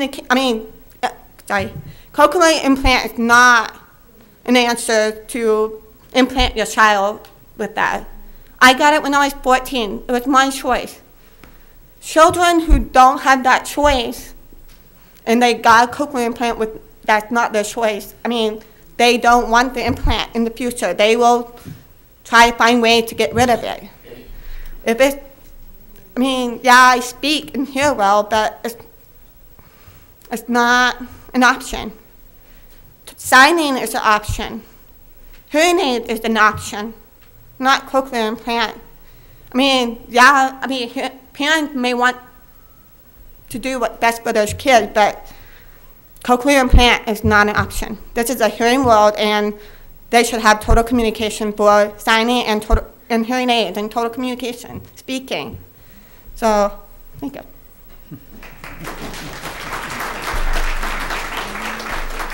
Lynn Shu from Canton wishes to speak to the board about the total communication program. Her son, Eric. Told this person that it is Hi, my name is Ling Xu, and I have a son who's 11 years old, and he was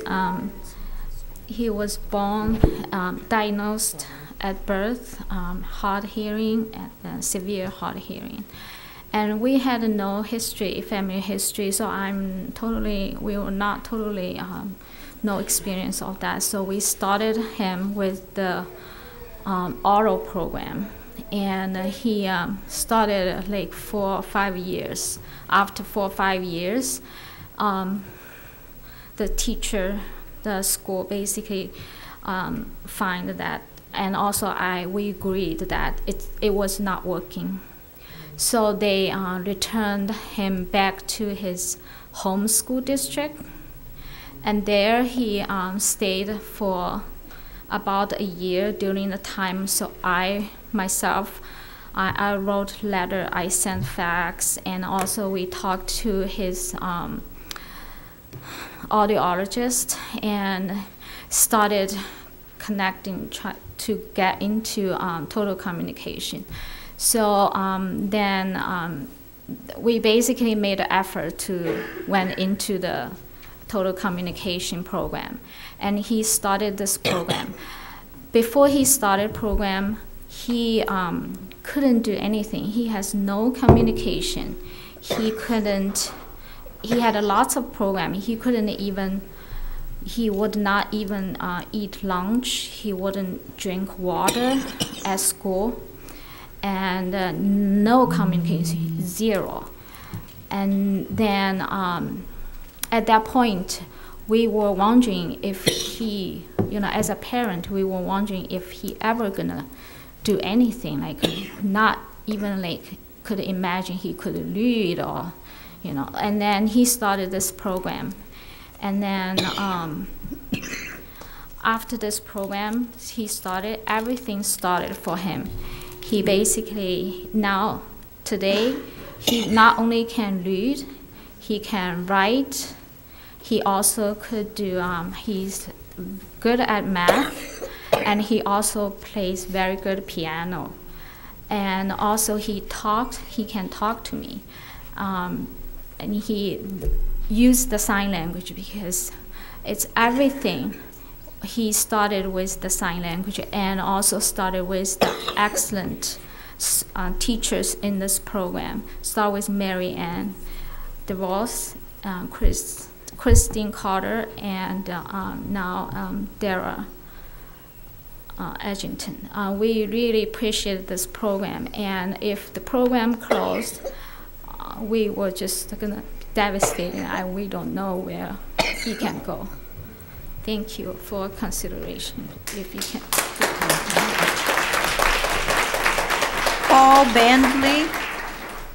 Paul Bandley of Dearborn Heights wishes to speak to the board about deaf program cuts. Hello, I signed, but I can talk too. Good evening. Good evening. I just want to share a few facts about my life, which hopefully you'll open your eyes and understand. My sister was first, she could hear. My brother was deaf, he was second, and I'm the baby of the family, and I was hard of hearing. I was hard of hearing all my life, and I'm a product of the Dearborn Public School.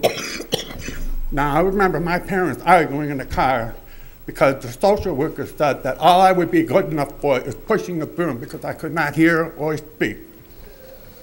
I'm standing here talking to you. Now, my brother, he was not mainstream. He went to Michigan School for the Deaf. He does not know how to read, does not know how to write. At that time, the expert told my parents that we should not learn sign language. And my argument was, you have to know something in order to learn something. To this day, my sister is 66 years old and still cannot talk to my brother. I was mainstream until 7th grade. I fought. I said, no, I want to go to a regular school. They mainstreamed me, and they said I would never make it. When I went to college, I was marketing and sales on the phone. wheeling and dealing with my life. Now I teach special needs kids who cannot speak or hear, so I sign with them. Cochlear implant, is that the answer? No.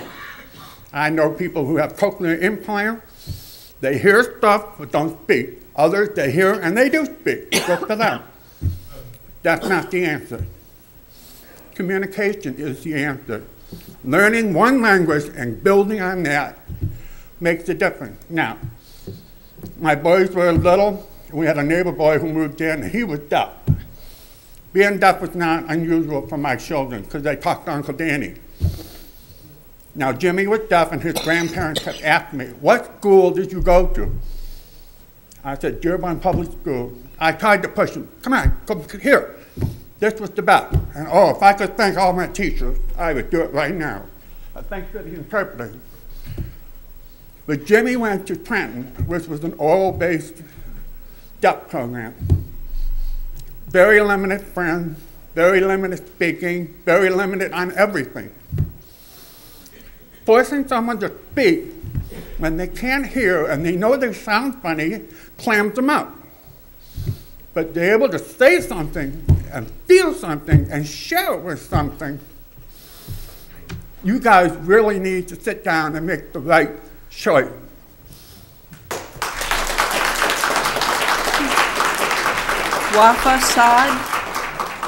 Wafa Saad of Dearborn wishes to speak about deaf program. Wafa? How do you spell it? W-A-F-A. It looks like S-A-A-D. Sorry, I wasn't sure how to spell it. I'm going to sign, okay. Okay, I was born in a country here. I'm in a different country, and I'm deaf here. I did not know how to learn. I did not know what kind of family, what family was about. I didn't know anything. Then when I moved here into this country, my parents had some friends who told them about this deaf program here. And so they started sending me to here, Dearborn School, and I started to learn. And I felt alive, and I was happy, and I knew what it meant to have a family, what that family meant, and how to read, and how to sign, and I loved it. And they taught me, and I was so thankful, everything that they taught me, and it opened it up in middle school and high school, and my teachers right here's my teachers there, Cheryl. And I have a daughter, her name is Liz, I guess she's 6 years old. Anyway, and she's deaf. And I thought, what am I going to do? You know, I thought, well, here's the program. Here's the right program. And so she went to school at 3 years old, and she started to learn the same as I did. And she started to learn different things, the signing, and finally we were just, you know, really, I was teaching her too the words and different things, how to read. And I said, oh, see, I can read to myself too. This is a great program. They're teaching you everything. And so, you know, different words, how to sign them, and just everything. And I wanted to like, please continue the program, please. Because my daughter, she's still got to grow up, and I don't want it to close down here. I'm nervous. I don't know what is going to happen. I can't sleep at night. It's just her growing up, just wondering what's going to happen. If we close down the program, I'm going to feel like it's going to ruin her life. What's she going to do when she grows up then? It's going to mess up her life. Where's she going to go to school? I can't teach her everything at home school. I can't teach her. I don't know how to teach everything. We need the program for her to grow up. That's all I have to say. Thank you.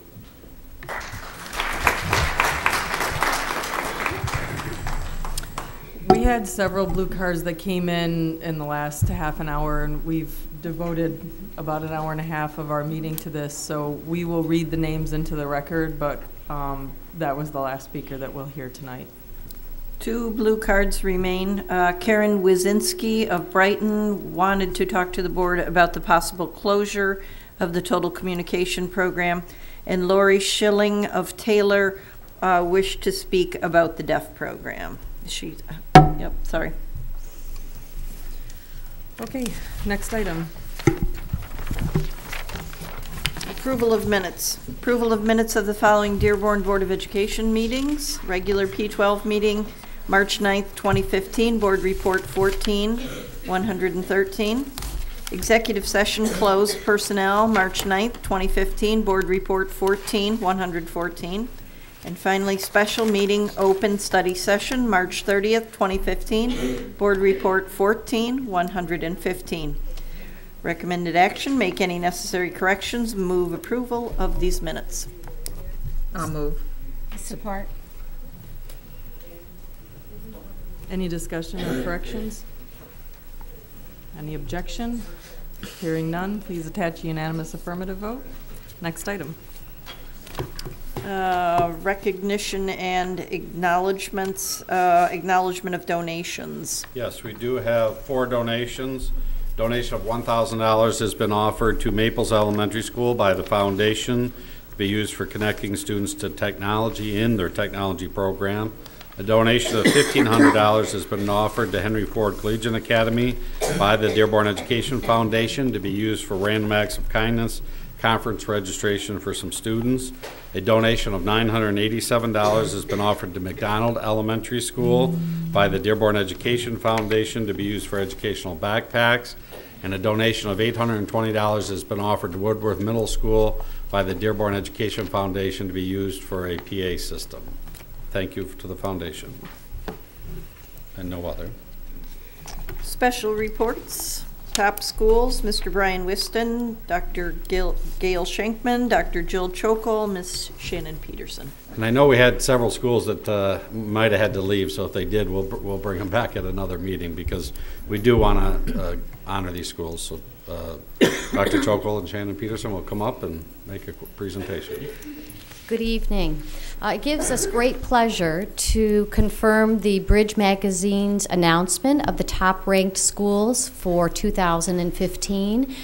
The Bridge Magazine ranks 3 years of state data for schools, which includes family income, and there are more than 3,200 schools that are included, both public schools and charter schools. So out of the top 10 schools, Dearborn has 7 of the top 10 rankings. So that's a huge accomplishment and certainly great recognition to all of the staff, support staff, administrators, and to everyone in the district. Just an enormous accomplishment. So I would like to thank all of the teams that attended, and we are going to invite them up here very quickly just to give them some personal recognition. So we're going to start with the elementary schools. Becker Elementary occupies the number 2 position in the state. So Mr. Higgins and staff.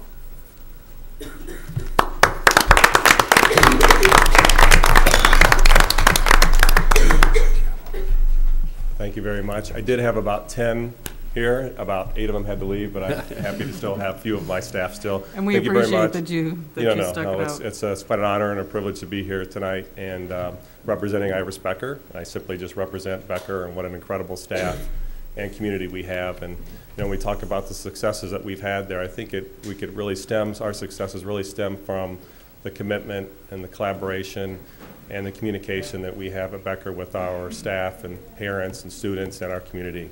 As you all know, it's a very, very special place. So quite honored to be able to represent Becker. So thank you very much.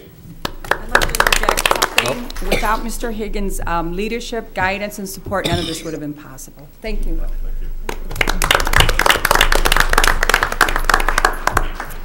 Congratulations to the staff as well as students of Gear Park Elementary, represented by Mrs. Lemiswer and her staff here. So congratulations. Just to echo what Mr. Higgins said, it's a partnership between parents and students that bring us here, pushing the students for success. Thanks again for the recognition. Congratulations. Thank you. Congratulations, Gear Park. Just want to say I'm Rola Bazzi Gates, the social worker at Gear Park and Becker School, and I'm honored and happy to be working in both schools. Such a great place and great, leadership. Maybe you're the common factor. Thank you very much for having us. Thank you. It's a great honor. Thank you. Thank you. Congratulations to staff and students at Laurie Elementary, Mrs. Eunice and her staff.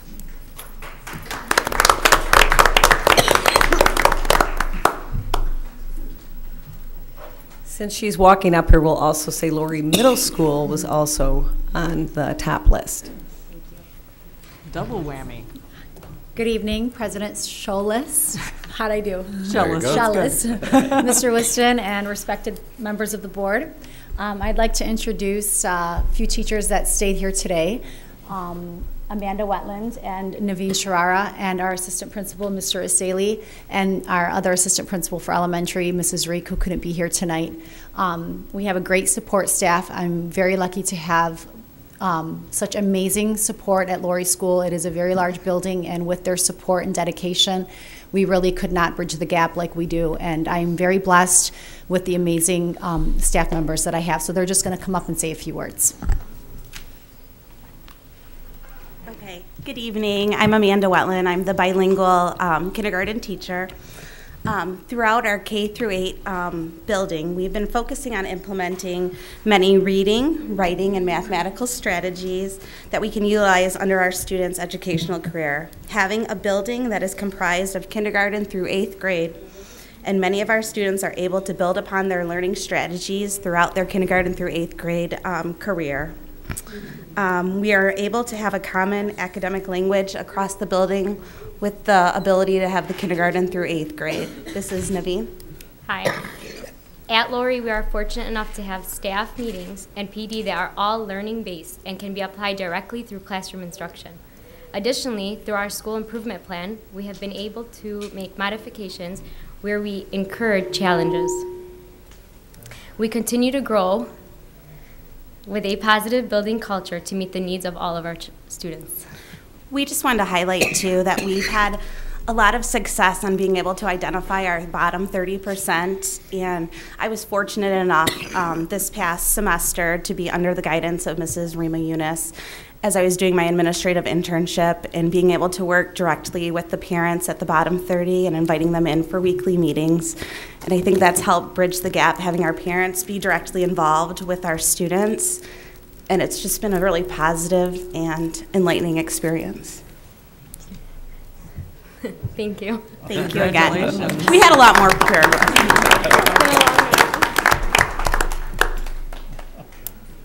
Great job. It truly takes a team, not only of the administrators, the staff, the students, but also parents. Again, it takes that team with everyone. Maples Elementary, represented by Mrs. Fatmi Faraj and her staff.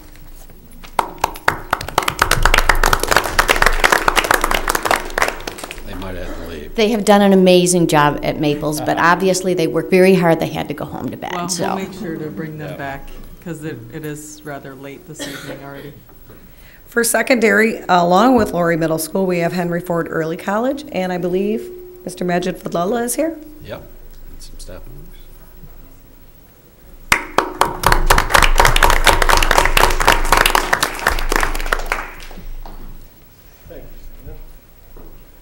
Good evening. Good evening. I will let Ms. Stevens speak for the staff. Hello, thank you for this honor and distinction. We have been a rewards school from the beginning of this, and our staff does focus on students' needs by teamwork, collaboration, and best practices, but we're not complacent, and we recognize that there's definitely room for improvement. And this philosophy does come from our principal, Majid Fadlallah, who encourages us not only to strive for excellence in our classroom, but also to achieve and maintain it. So thank you very much.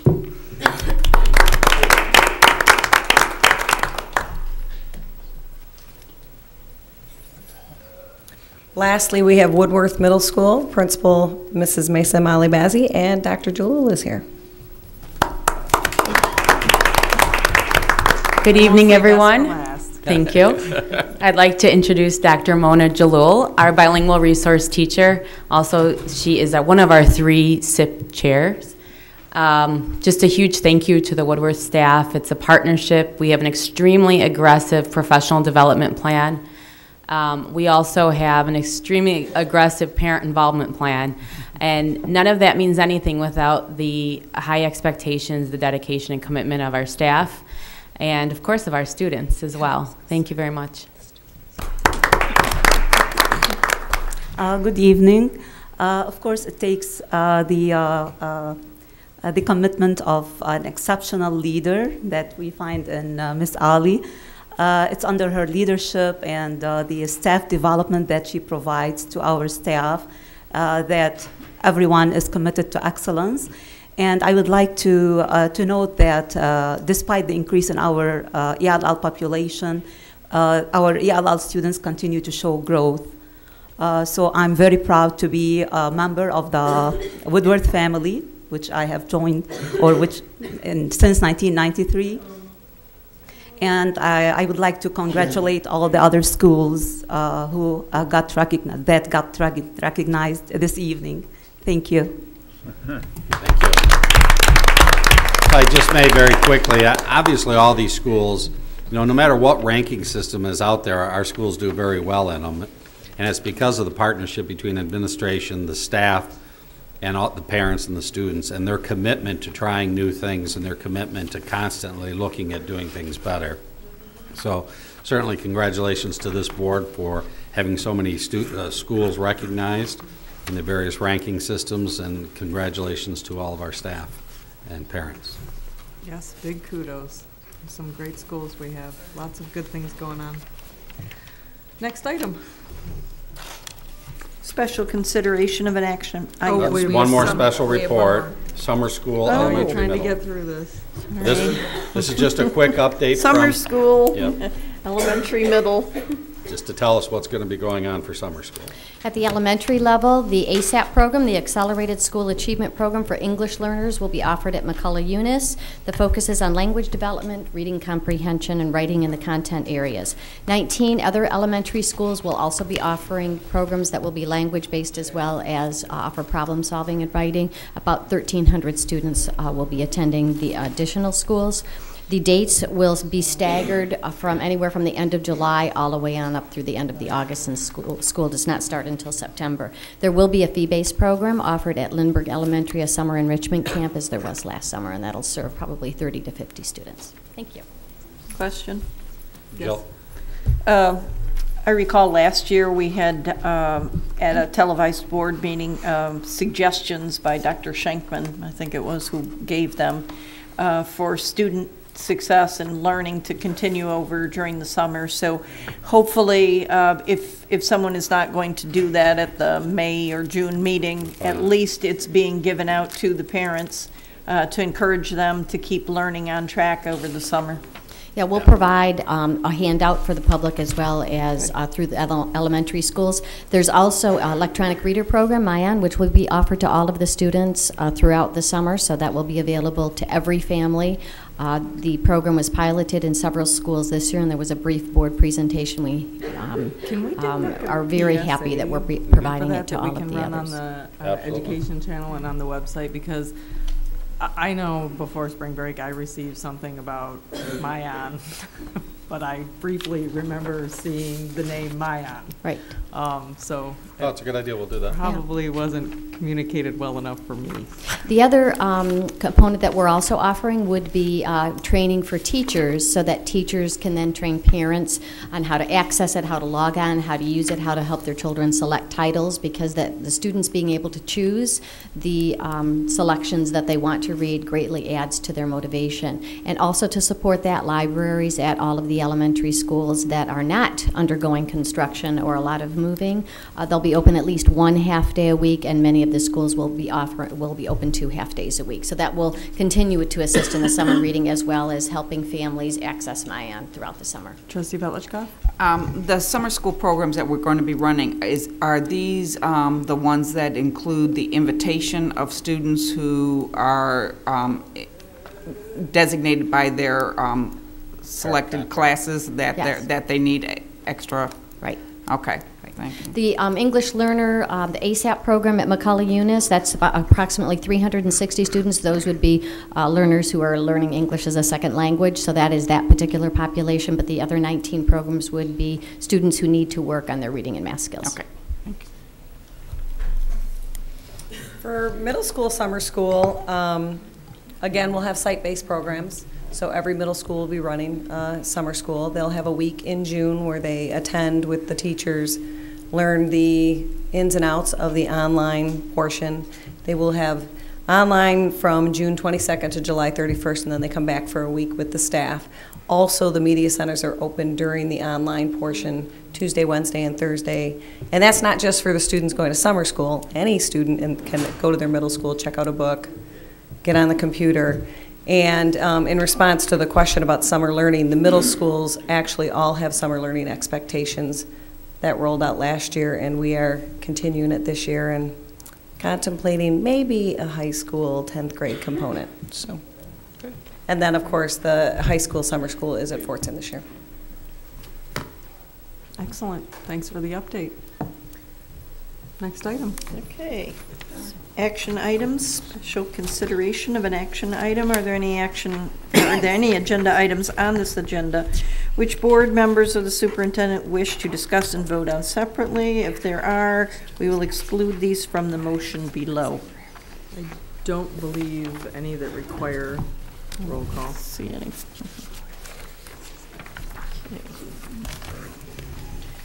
Ready? Okay, move that action items numbered 1 through 13 be approved as recommended in this agenda, noting, of course, that there are supplements here today, additional names. So moved. Support. Any discussion? Anyone? Anyone? Any objection? Hearing none, please attach a unanimous affirmative vote. Next item. Okay, summary of action items. Approval of warrants, which are items for payment by the district and have been reviewed by the administration. Number 2, approval of purchase of Flying Start to Literacy program. Number 3, approval of summer 2015 miscellaneous construction, access controls, secure entries, and River Oaks bond projects. Number 4, approval of contract for miscellaneous roofing repairs for 2015-2016.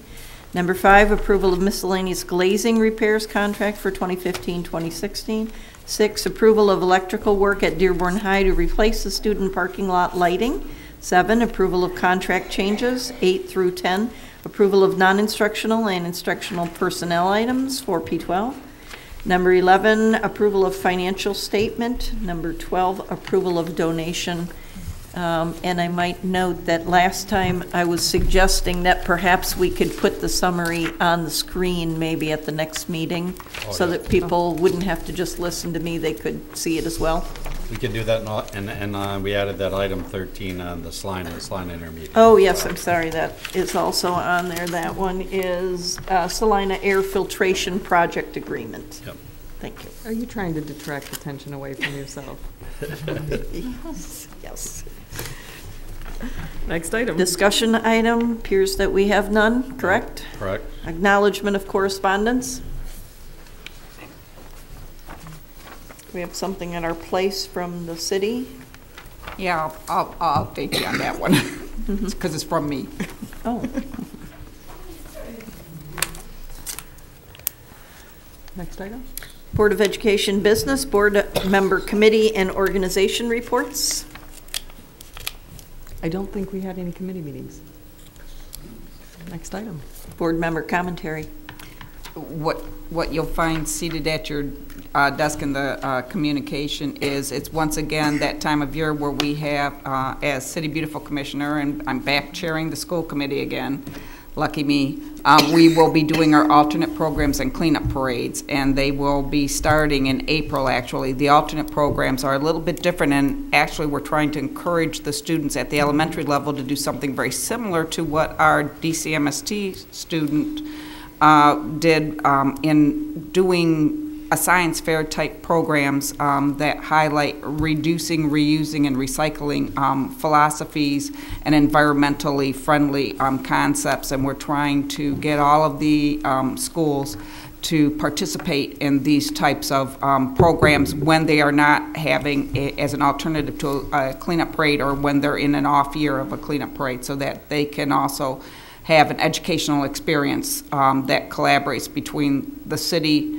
and the school district. So I just wanted to make sure that not only everyone from here is invited, but we'd also like to have the public, the community, to come out into their neighborhood schools and participate and see what their students are doing in their neighborhoods. Trustee Lane? If I might piggyback on that comment, when the young man was here, I was really excited about the corn spoon idea. Amazing? Yeah, it's really great still can't get my because arms around that. There's just so many. Yeah, Joe was commenting you could eat your spoon after the end of the meal. But there's so many plastics now in our environment. They've been found every place, including at both poles. So petroleum doesn't degrade for a long time. We as a community should investigate whenever possible and whenever economically feasible, reducing our waste, using recyclable materials. And I know we frequently had speakers come up and ask us to look at replacing styrofoam, which is particularly bad, and replacing that with cardboard trays. So I just want to remind Mr. Burek and the people in that office, perhaps Mr. Barna as well, that the summer might be a good time to look at the cost of those. Any reduction of waste would be greatly beneficial to not only our school district, but to all of us. And then I wanted to remind Superintendent Whiston we are going to also investigate whether there is a possibility that we might be able to recycle through the city out of the schools. We've already done that. Okay, Yeah, good. We are going to be able to do that. I know Mary and Jeff and Miriam all have brought it up as long as you, Mary. And we are working with the city, and it looks like we will be able to piggyback on the city's recycling program at all of our schools. So the mayor is looking into what it's going to take for us to get started. Basically, we'll have to purchase some number of the big carts, toters, yeah. toters, and then we'll put them at each school, and then it's the junior commissioners can work on the recycling programs in the school. So that would be one piece. And then number two, working as we go out to bid this summer on our trash hauling, we'll also look at what recycling can be done as part of that bid. And then I do owe an answer on the cardboard trays. So. Thank you. Trustee Guido. I have two things. One, just to piggyback on what Mary said. I think I mentioned it before, but I never really realized until the city started the two different, those big things that we put out, that how much we actually used to throw away that we recycle now. I mean, we fill that thing every 2 weeks and take it out to the curb. Well, there's only two of us left in the house, but we still fill it, you know, with all the stuff. And to think that at some point all of us used to throw that away, it's incredible, the amount that we were sending to landfills at one time. So anyway, that's just one thing said. I was just wondering if, Mary, you may or may not know this, but I don't know how long the schools, in terms of years, have been doing the cleanup parades. I know I dug out a sign from my youngest son. He's 28 now. And I think he carried it in the parade when he was like 6 or 7 at Howard School. Yeah, it's closing in on 55 years. Has it been that long? Yeah. That's amazing. Yeah. So it's at least 25 for my son. He's been doing it. And Mary made me walk around in one of those parades one day. At I don't remember what school that was, but it was kind of fun. I remember one year trying to get to every single one of them. I took so many vacation days that year. Is that right? Yeah. The kids do remember that, though. You know, they do remember it. It has an impact on them for sure. And to piggyback on what Mary, Trustee Lane was talking about, one of our very first alternate program happened to be at Oakman Elementary School, and they did a collaborative project with Dart styrofoam, because they don't right now currently recycle styrofoam. So they wanted to, so their experiment was to see how much they would collect in the styrofoam products and take it over to Dart to have them collect it. Their only problem Dart had with recycling it themselves and breaking it back down was that a lot of them were loaded up with ketchup. And it caused a problem with the cleanliness of it. But other than that, they were considering it because people have been talking about the styrofoam products for a long time. So that was Oakman's very first alternate program that they attempted for the City Beautiful Commission. Some styrofoam has that little thing on the back, that little triangle, so I guess it's recyclable to some degree. What? No styrofoam is accepted right now in the recycle toters. Not through the city. City. There are Right. other Yeah. avenues. Yeah, there are other. I think it's recyclable because it has a little symbol on, on it. I but guess we not just everyone don't do it. collects it. Economically, they've found that recycling still isn't making money because they don't have a buyer at the other end for the products, and that's what's been the stumbling block even with our recycling program, is where we take it, there isn't a demand for it on the other side. So somebody like this young gentleman who developed a corn spoon is finding a way to make a product that might be a consumer, friendly item that would have value. But right now, that's been one of the biggest stumbling blocks. Well, Unless it'll the price become, of corn yeah, skyrockets. Our corn oil better stock up now. Or the price of landfill becomes prohibitive. At some point, we'll run out of land to start filling. When he was saying that, I'm thinking to myself, if you have that spoon and you're eating a bowl of hot soup, how fast do you have to eat it before it dissolves? It disintegrates. Before you can. That's what I'm thinking. See, no, I was thinking about when he was speaking is that it would never have even occurred to me to make a spoon out of corn. Right. I mean, that just never, to That's him, 'cause we're old. to him, yeah, I am old. I totally we agree don't with think you. My that way. brain is not flexible enough to come up with these creative ideas, so thank God we have a bunch of kids who know everything, because The young girl that I'm was gonna need talking them about soon. the computer thing, wow. She was It's really so enthusiastic excited, about too. that. Yeah, very, very intelligent, very bright. Yeah. Lost me about 2 And I'm- minutes into it. Myself and two other board members attended the NSBA conference in Nashville along with Superintendent Whiston.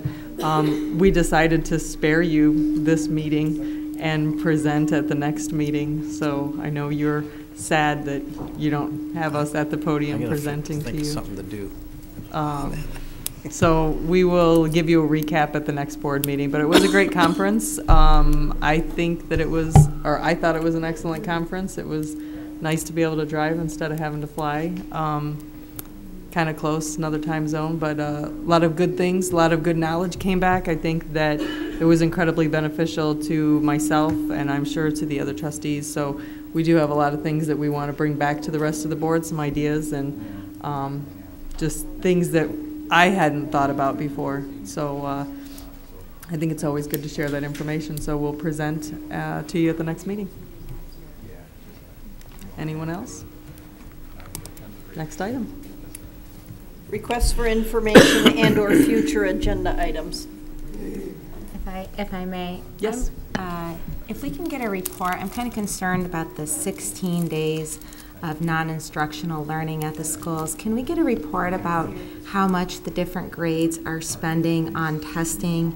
And can it be broken down by each grade? And also the other thing that the one teacher indicated is it's not just the 16 non-instructional, but there's also the prep days. And if we can kind of get that broken down too, just to have a clear understanding of how much time are kids spending learning how to take a test and then taking a test as opposed to just learning.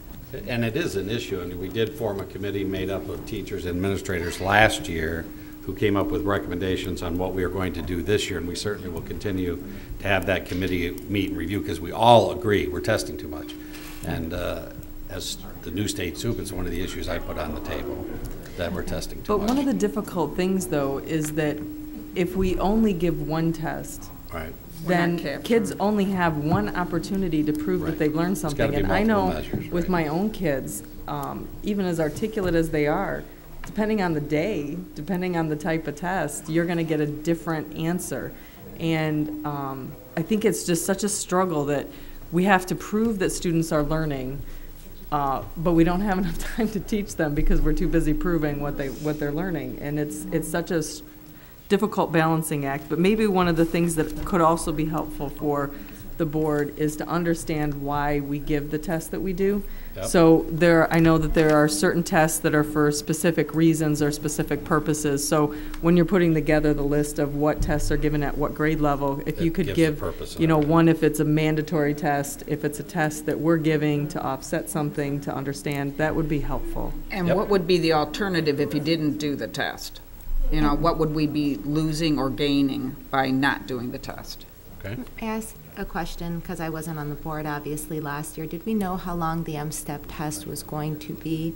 Well, we were told it was 7 to 9 hours for elementary, 7 to 9 hours for middle school, and 13 to 15 hours for high school.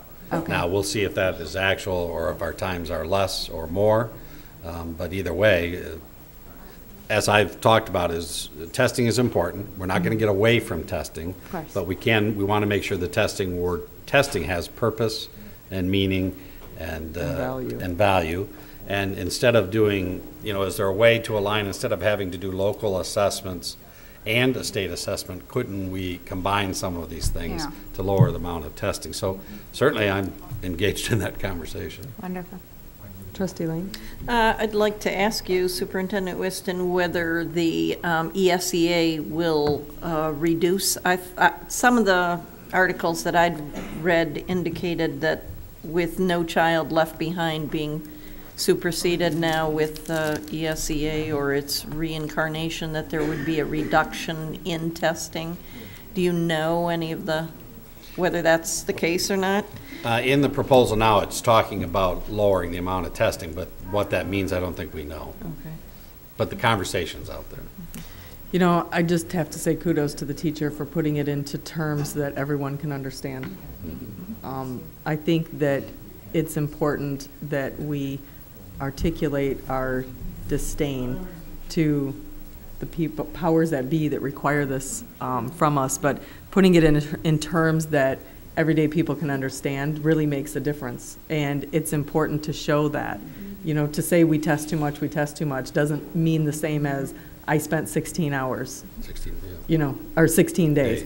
That has such a more visual impact to people and understanding. And so I appreciate her taking the time to put it together like that, because we need people like her to lobby in Lansing to get the powers that be to understand what they have to go through, because a lot of this is unfortunately out of our hands. Correct. So, Trustee Lane? That's without mentioning the agony of a lot of students at testing. A lot of people become very, very stressed with testing. So, or worse, kids get so used to it that it doesn't mean anything, and so they don't perform as well because it's sometimes just another thing that they have to do. They don't try their best. Right, because they don't. But some people become very, very test anxiety. Oh yeah, test anxiety is a huge issue. So huge. Yes. Another item. I'd like to thank the deaf community for also speaking. I can't say that I know a little bit about the deaf community, but I appreciate people coming to speak and educate us about that. So I would like to ask Superintendent Whiston at some point in the future to inform us what the plan is for Dearborn students, or whether there's any other plans out there. And then also finally I'd like to ask for some workforce statistics. I'd like to know what our demographics are as far as hiring, whether we have diversity in hiring, and including hiring for sign and other people that we hire. So I'd just like an overview for our diversity. Yep. No problem. There was something else I wanted to mention, and it's it's totally escaped me. You'll remember. Oh, anyway. Anyone else? Next item. Superintendent's reports, personal commentary. Just very quick, I did want to make sure the parents understood that there was nothing on the agenda for the hearing impaired program, so that's why there was no discussion by the board, but certainly we did hear from the 20 parents. As you know, I did inform the community that we were no longer going to run the program. Parents asked me to reconsider that decision. They gave me some information to read as well as some of the teachers and others, and I have been meeting with staff and board members, and I will have, as Mary says, a report to everybody in the near future. I just wanted to make sure they understood that there would be no action or discussion tonight, but we did hear their comments and appreciate it. Good. Next item. No other. Next item. Future meeting dates. Monday, April 20th, 2015, HFC meeting, 7 p.m. in the Andrew Mazzara Services and Conference Center in the Rosenau Boardroom, Henry Ford College. Monday, May 11th, 2015, P12 Board of Education meeting, 7 p.m. at the Administrative Service Center in the Frank Franchi Boardroom. Monday, May 18th, 2015, HFC meeting, 7 o'clock p.m. at the Andrew Mazzara Services and Conference Center in the Rosenau Boardroom, Henry Ford College. And Monday, June 8th, 2015, P12 meeting, Board of Education meeting, 7 p.m. at the Administrative Service Center in the Frank Franchi Boardroom. Before I adjourn, I just remembered as soon as you started talking what I wanted to mention, and that is that Wednesday we have Mike Wilmot from Michigan Leadership Institute, who is going to be in the district all day. We have a schedule. I believe that we have that posted on the website, and I believe the general community session is at 7:30, I think, on Wednesday. What we're looking for is input from the community and developing a profile of what we want to see in our next superintendent.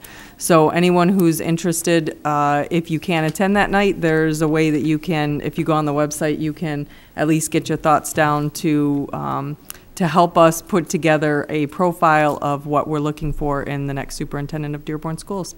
So I hope that we can get some good community participation and get the process started for filling Brian's replacement because he wanted to leave us. Don't want to. Yeah. I'm just giving you a hard time. I only have a couple more weeks to give you a hard time. That's good. I like it. All right, we are adjourned. Thank you.